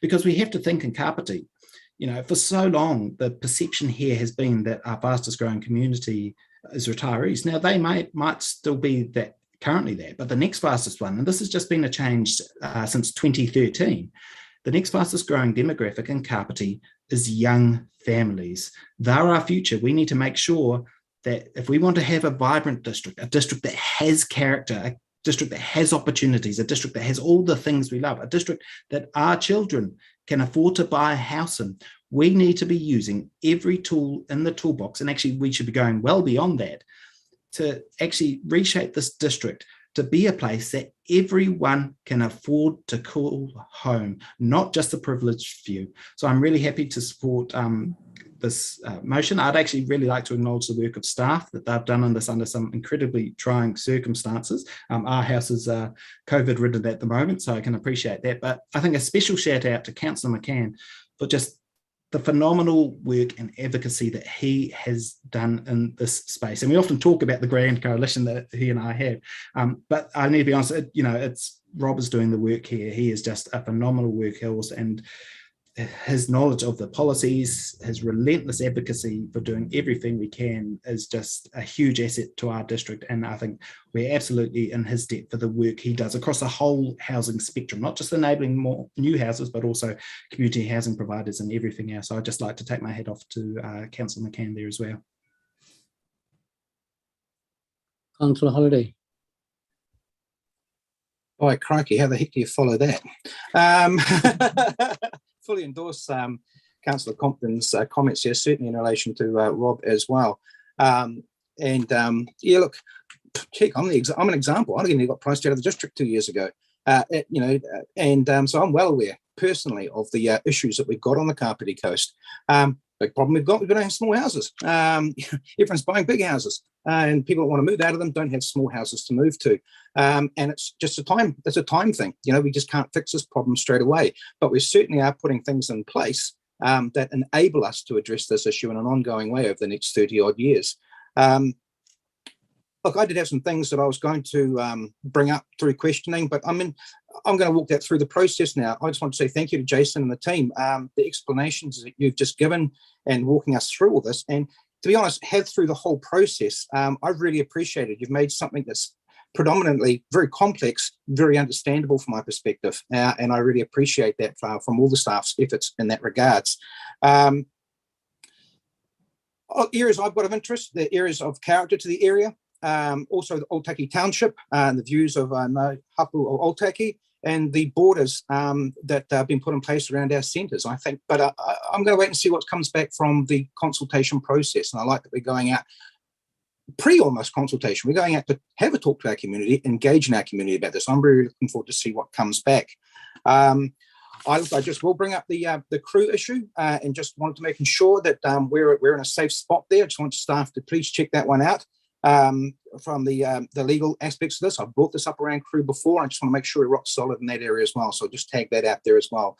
But I'll certainly be endorsing this and voting to support it moving forward. And yeah, look forward to seeing where we all go with this. Thank you very much. Councillor Coates. Yeah, look, in the time that I've sat around the council table, although we didn't support unanimously the previous recommendation from Councillor Compton, and the time that I sat around the table, I have not seen a topic like this receive the unanimous support over the training that housing has. So I don't think there is one councillor within this hui that hasn't supported initiatives that have come to the table, the work that the staff and elected members have done to resolve this housing crisis. So you only have to look at the work we've done over the last 6 months through the Growing Well strategy, where we looked at pulling all the levers we could to look at intensification in different areas. I don't personally accept responsibility or comfortable with the increased housing in Otaki. But what I do know is from talking with Ngā Hapu Otaki as early as this week, along with Councillor Hanford and McCann, is that they do not see those additional houses housing their people. Or be affordable for their people. So we need to strike a balance here. We need to look that while we look to intensify and meet those targets set by the government, that there are special characters that we do seek to retain that are important to our people. So yes, we need to see growth. We need to see people with roofs over their heads and not having people that are homeless. But I do think that there is an opportunity to strike that balance both environmentally, culturally, and also for people within their communities as well. So look, I'm proud of the work that this council has done. I don't think that the lack of support for Councillor Compton's vote earlier demonstrates any lack of support for housing in our district. Appreciate Councillor Compton, you would like to have that to have gone further, and admire your passion, but I don't think that diminishes the passion of other councillors in terms of resolving the housing issues within their community and supporting their people. Also, just finally acknowledging that this is simply a consultation phase. So we will receive feedback, and it still does not prohibit council deciding to take further action based on that feedback at the final stage. So today is not the day that we decide, it is simply the day that we send out for consultation the document to receive feedback on. So I do, as Councillor Compton has said, acknowledge the work that Councillor McCann has put into this. There's certainly a wealth of knowledge around this, and also the staff who some of us have worked closely with over these topics over this training, and certainly they've been very helpful in terms of progressing the housing issue as well. Councillor Henford.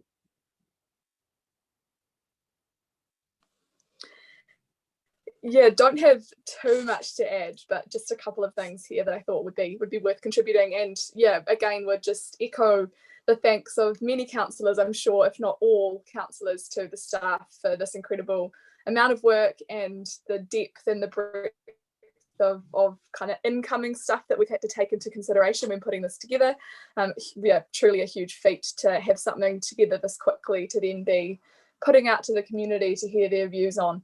I think one thing too is a part of this that I'm really proud of is kind of seeing those intersections between this piece of work, this plan change, and also the district growth strategy and the growing well kind of concept that we work together on creating, and the sustainable vision for Kapiti that then kind of manifests and creates, and seeing that key area of focus too in being our response to the climate crisis. So not just mitigating the effects of growth, which will be coming on stream undoubtedly with intensification and through the construction phases of that, but actually thinking about how our solutions to the housing crisis can also help to reduce our district's emissions. So it's great to see that this proposed plan change actually does really recognise that as an issue, and recognise it also as an opportunity to enable a greater degree of development within existing urban environments and those that are serviced well by public transport, including active modes of transport in there too. So we'd just like to kind of add that in there as part of the conversation. I think that some of the comments that Councillor Coots made were bang on in terms of housing the right people and making sure that the wider aspirations of our community, especially mana whenua, are really kind of held close through this next stage. And they, hopefully we've seen that they were up until this point, but I think it's really important that we consider those special characters through the aspirations of iwi and of mana whenua, because ultimately the kaitiaki of our whenua, and so we should be extremely grateful for their perspective and the knowledge that they bring to ensure sustainability and equity as well across the coast. So we'd just like to add that the views and aspirations of our mana whenua is extremely important, that we take those seriously and are able to have conversations councillor to mana whenua to really make sure that those views are represented through the next stage of work as well.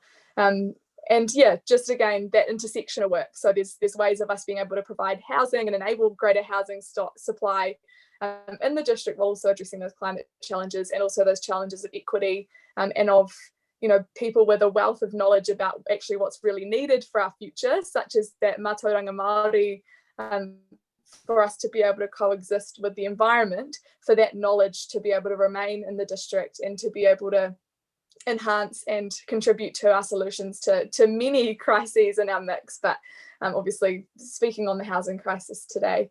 So once again, a huge thanks to Councillor McCann for you know, just all of his work in this space. It's been incredible to have kind of his perspective front and center and all of his understanding and knowledge, and you know, have been learning a lot from just the way that he's approached this work and the way that he'll continue to approach it, I'm sure, and also his tenacity in ensuring outcomes and ensuring housing, and just that focus on a roof over the right people's heads, and a roof over our the heads of our most vulnerable. So thanks so much, Councillor McCann, and have really enjoyed this conversation. So thanks to fellow councillors. Right. Let me put my 10 cents worth in the discussion. Let me start by saying that I'm going to support this consultation with the community on this draft intensification plan. I, as I said before, recognize the housing crisis, and as the Salvation Army put it, a catastrophe that's happening in that area. And the joint response by both the government and the opposition main party to come together and put forward the type of changes that they want to see speaks for itself in terms of the urgency of this matter. At the same time, while that's been approached in a way to try and solve it, we need to also have a local response to how we handle that. And there needs to be a balance also. It cannot be intensification at all costs. And I see that the debate has also underpinned some use of language to say that those who are against intensification could be seen as a privileged few. And even the word cowardly, we don't go down and bet for intensification. I would like to put a counterfactual to that. If you look at the Mana Whenua response in Otaki particularly, they are not in support of intensification. Does that mean they are cowardly? Does that mean they are privileged few? No, they've got a particular perspective. And if you look at the growing wealth strategy that we've got, one of the foundational directions is the Timana o Te Wai. If you look into that, there's a radical change in perspective. That the priority number one is the environment, and then comes the priorities of human values and survival. Because they see the survival of the environment has been critical. Without that, everything else starts up. So if you look at it from those perspectives, it's too harsh for you to say that anyone who's against intensification is cowardly, or they are speaking from a privileged position. My counterfactuals counter that. So we need a balanced approach, and staff have been challenged to come up with a balanced approach to find those gray areas where we can still maintain what Kapiti is all about. The variations, the different communities, the different ambience and amenities, a collection of those, and also challenging it or meeting the challenges of the homelessness and high rents and the deprivation by being able to release controlled market forces to deliver those areas. I support this document, and I look forward to the response we're going to get, and keep an open mind in the sense of what's going to land on our. And having said that, we've got little room to move because the legislation has been framed in such a way it's going to make it difficult. But I think Kapiti Coast can respond to the challenge in the Kapiti way. What are the core values that we can still exist in this changing situation? So I support this, and well done to the staff. And of course, the single-mindedness of the portfolio holder, which I will continue to better in terms of the balanced approach that we need. This is the tension that we need, and it's great to be in the mix of this exciting new times in the testing of ideas. I will support the motion, the recommendation. That Councillor McCann, right of reply.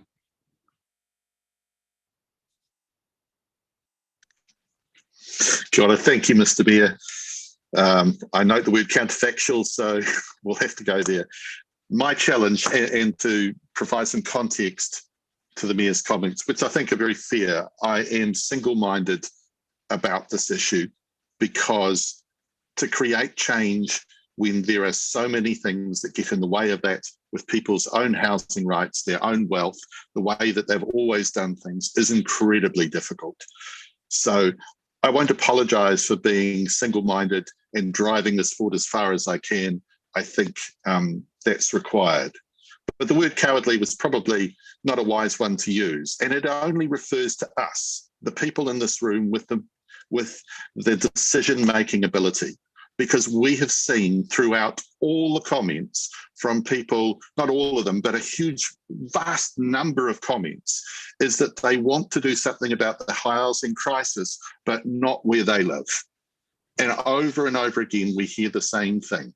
So it is up to us to be brave and take the steps to say, actually, we're going to have to do what's best for all our community, not just the people who are emailing us and saying, don't vote for that, etc.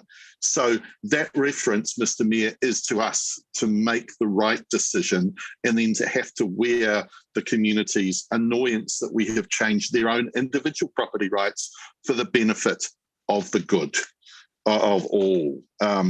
Now, I think it was really important that a number of you have thanked staff. I'm sure I've got far too much airtime, but the work that staff do behind the scenes and in front of the scenes is tremendous. So, I have to acknowledge Jason and Natasha. They probably wish I didn't have their emails or their cell phones, but they are working tremendously hard, and they're working for our community, and they are definitely trying to balance all our considerations, even when we don't agree, that, which is quite a lot of the time, that can be very difficult.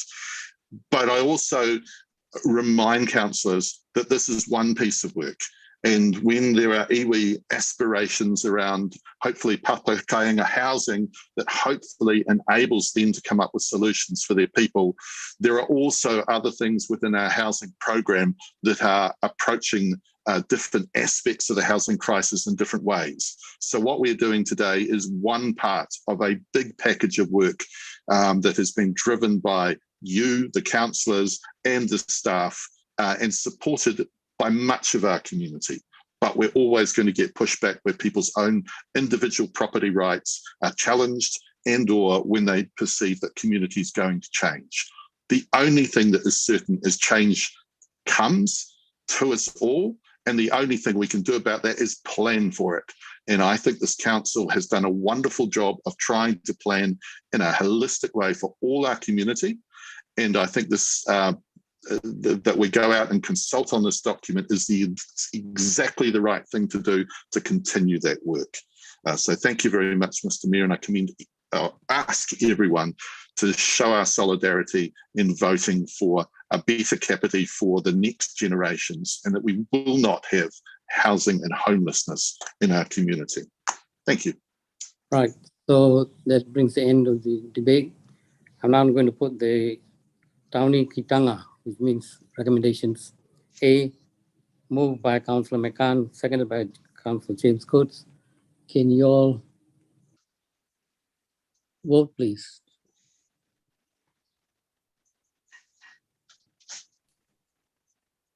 Your Worship, we have 11 votes in favour. Anybody want the division?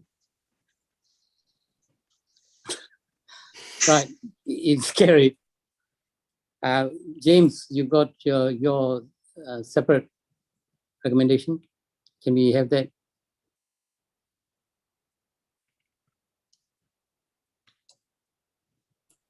Your Worship, I'll just bring that up on screen now for Thank you.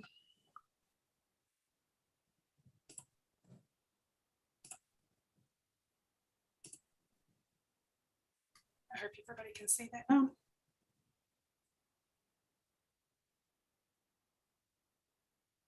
So James is moving this. I will second it. James.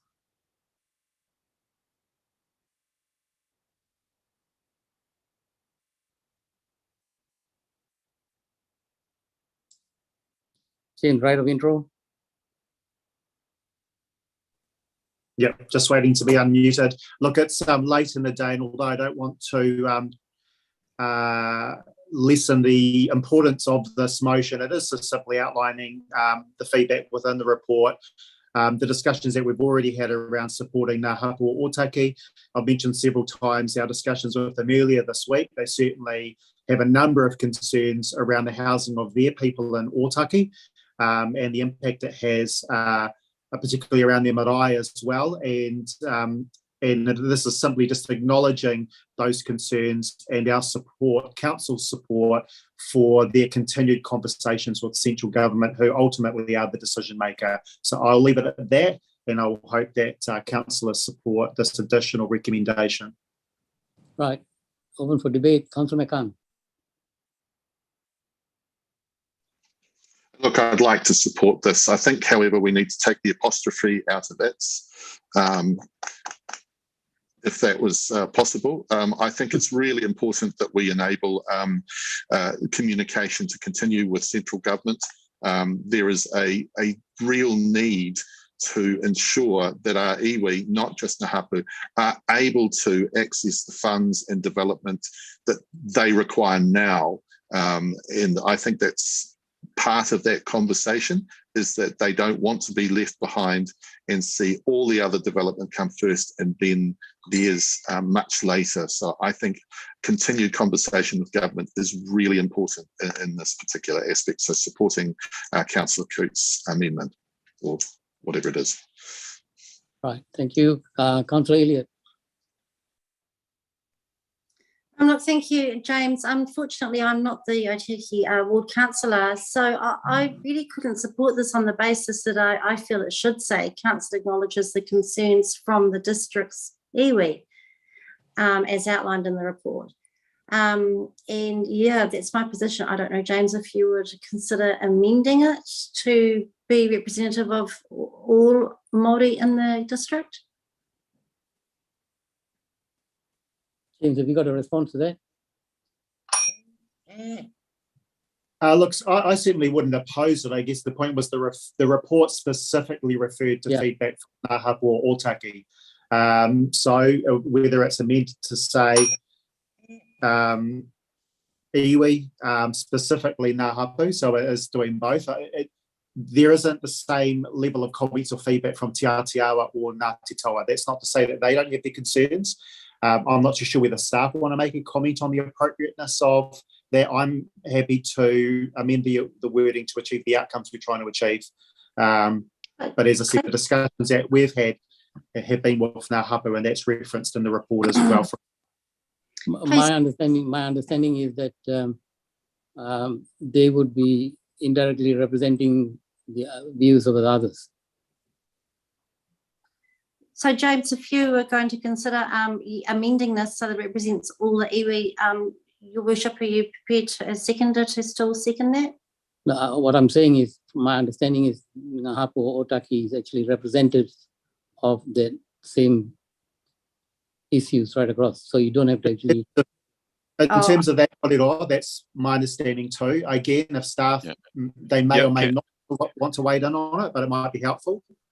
Yeah, councillors, I'm happy to add a couple of cents worth, and that is that the strong concerns about intensification we have heard from Ngā Hapu.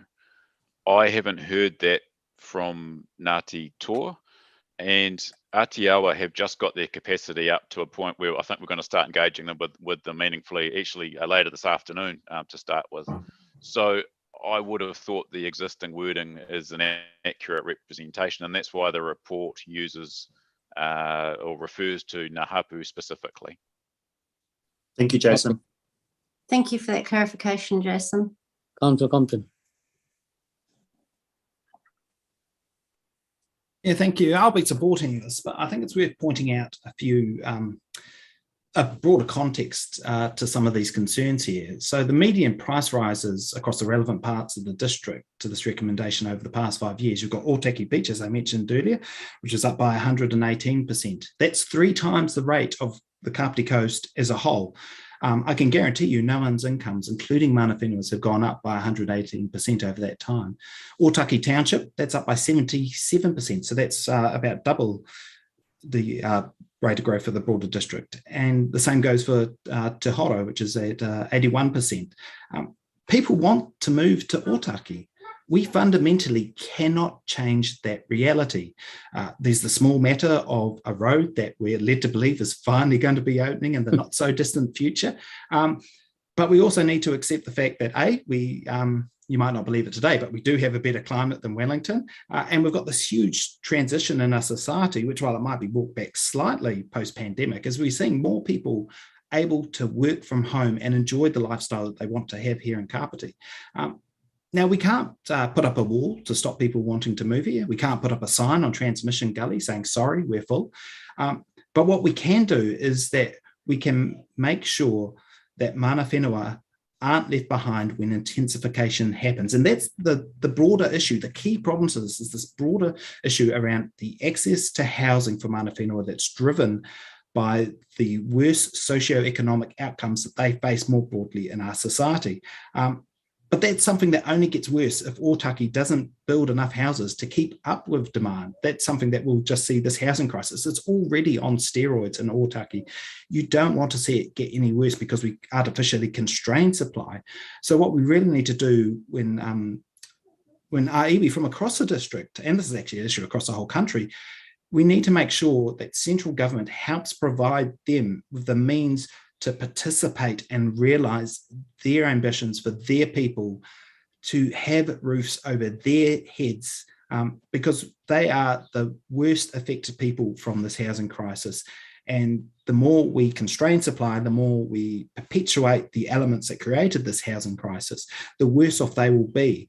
So we need to have a whole plan of attack across a whole gambit of things. Intensification is something that we can control as local government, but then we need central government to come in and play their part to make sure that they're equipping iwi and hapu to actually be able to be in a position to support their people to make the most of these opportunities and not be left behind. And that's going to require a fundamental mind shift, I think, in terms of government's approach to really address those massive intergenerational issues that they've been perpetuated since the colonial days, where we've seen Māori dispossessed of their land. You know, there's some pretty fundamental big money that government has to give, I think, to iwi to enable them to, properly participate and to redress the wrongs that had been largely perpetuated largely pushed onto them by central government over the last 2 centuries. So obviously support this, and, we've got to make sure that we support their voice in pushing for central government to help make sure that they're not left behind once again. Thank you, Councillor Ravno. Thank you, through you, Mr. Mayor. So I actually support this recommendation in principle, but I would like to just add a few comments in relation to Councillor Elliott. So I certainly acknowledge the input from our Northern iwi members, but I think we should also think about the fact that we haven't heard from our other iwi and hapu, and think it's really important that they are included in terms of continuing that, or actually either continuing or starting those conversations with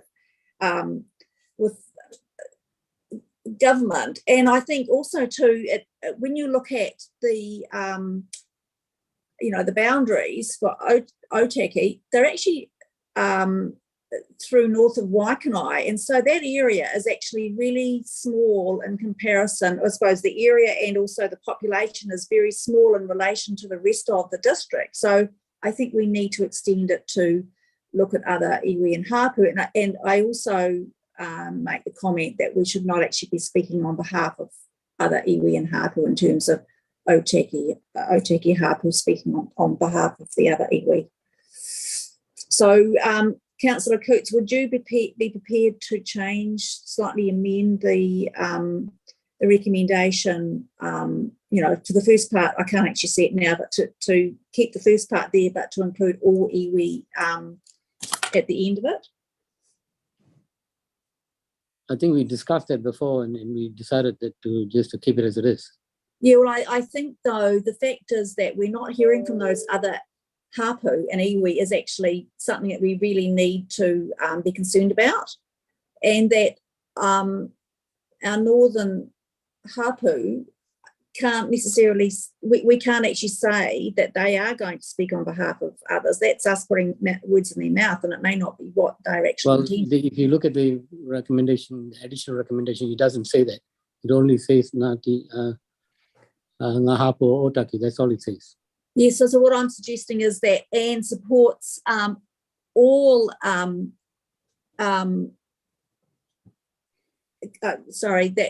supports continuous conversations with all iwi with central government, or something along those lines. It's about extending it into that second part of the sentence. I think that was discussed before when Councillor Elliott raised this matter, and we came back to this. Yeah, well, I suppose I'm bringing some other points that I think should be considered. So if I can hear from Councillor Coots as to whether or not he would like to amend it. Councillor Coots. Thank you.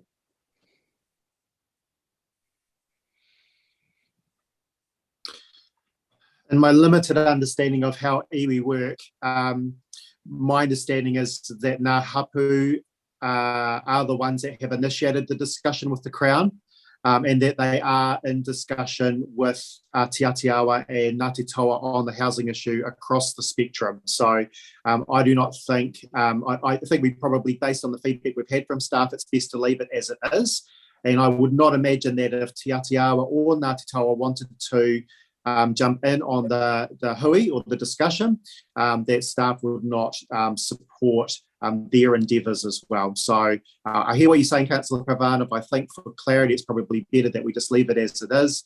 We move on, put it to the vote, and Ngā Hapu will work with the other iwi, especially if they want to be involved. And as I said, I know that they are in discussions as well. They certainly articulated that in the hui that we had earlier this week. But as staff have said, it's been mainly Ngā Hapu that have been pushing this particular taki. Appreciate that, Councillor Coots. But I suppose there's one thing about actually stating something rather than meaning another thing. Councillor Holiday.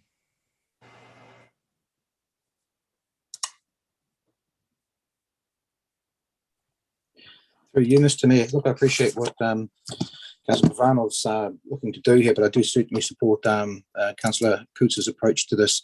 My take on what we heard from Ngā Hapu or Otaki was, papakaiing has been covered in other aspects of what's been discussed with everything. This is actually also about the, I'd say, the character of the township. We have a very Māori orientated area up there, and it's also, as I think, as Councillor Coots said, the understanding of how he works sort of, it's a bit of mystery for me as well, and I'm looking forward to growing my understanding of all that. But there is certainly very much concern about what's happening around the marae area, and also other areas of significance in that township area, which is really a big motivation as to having that conversation with central government. So I think it's very important that we support Ngā Hapu Otaki with regards to that conversation, showing that we support their views in this space and try to help them get to where they want to be in this space as well. Otaki's, for a long period of time, it's been sort of on the outskirts of our area, and a lot of people said it's been overlooked. And I think, as Councillor Compton's just pointed out, and I will testify that as well, because I was looking at property down at Otaki Beach when we were looking, again, priced out of the area. That's changed. Otaki is part of Kapiti now, and I think it's very important that we show our support to Ngā Hapu Otaki directly with regards to how they approach the protection around the identity of who they are in that space. I'll certainly be supporting it moving forward. Okay, that brings us to the end of the debate. This is the additional recommendation moved by Councillor Coates, seconded by the Mayor. You can see the exact wording there. Can you now cast your votes?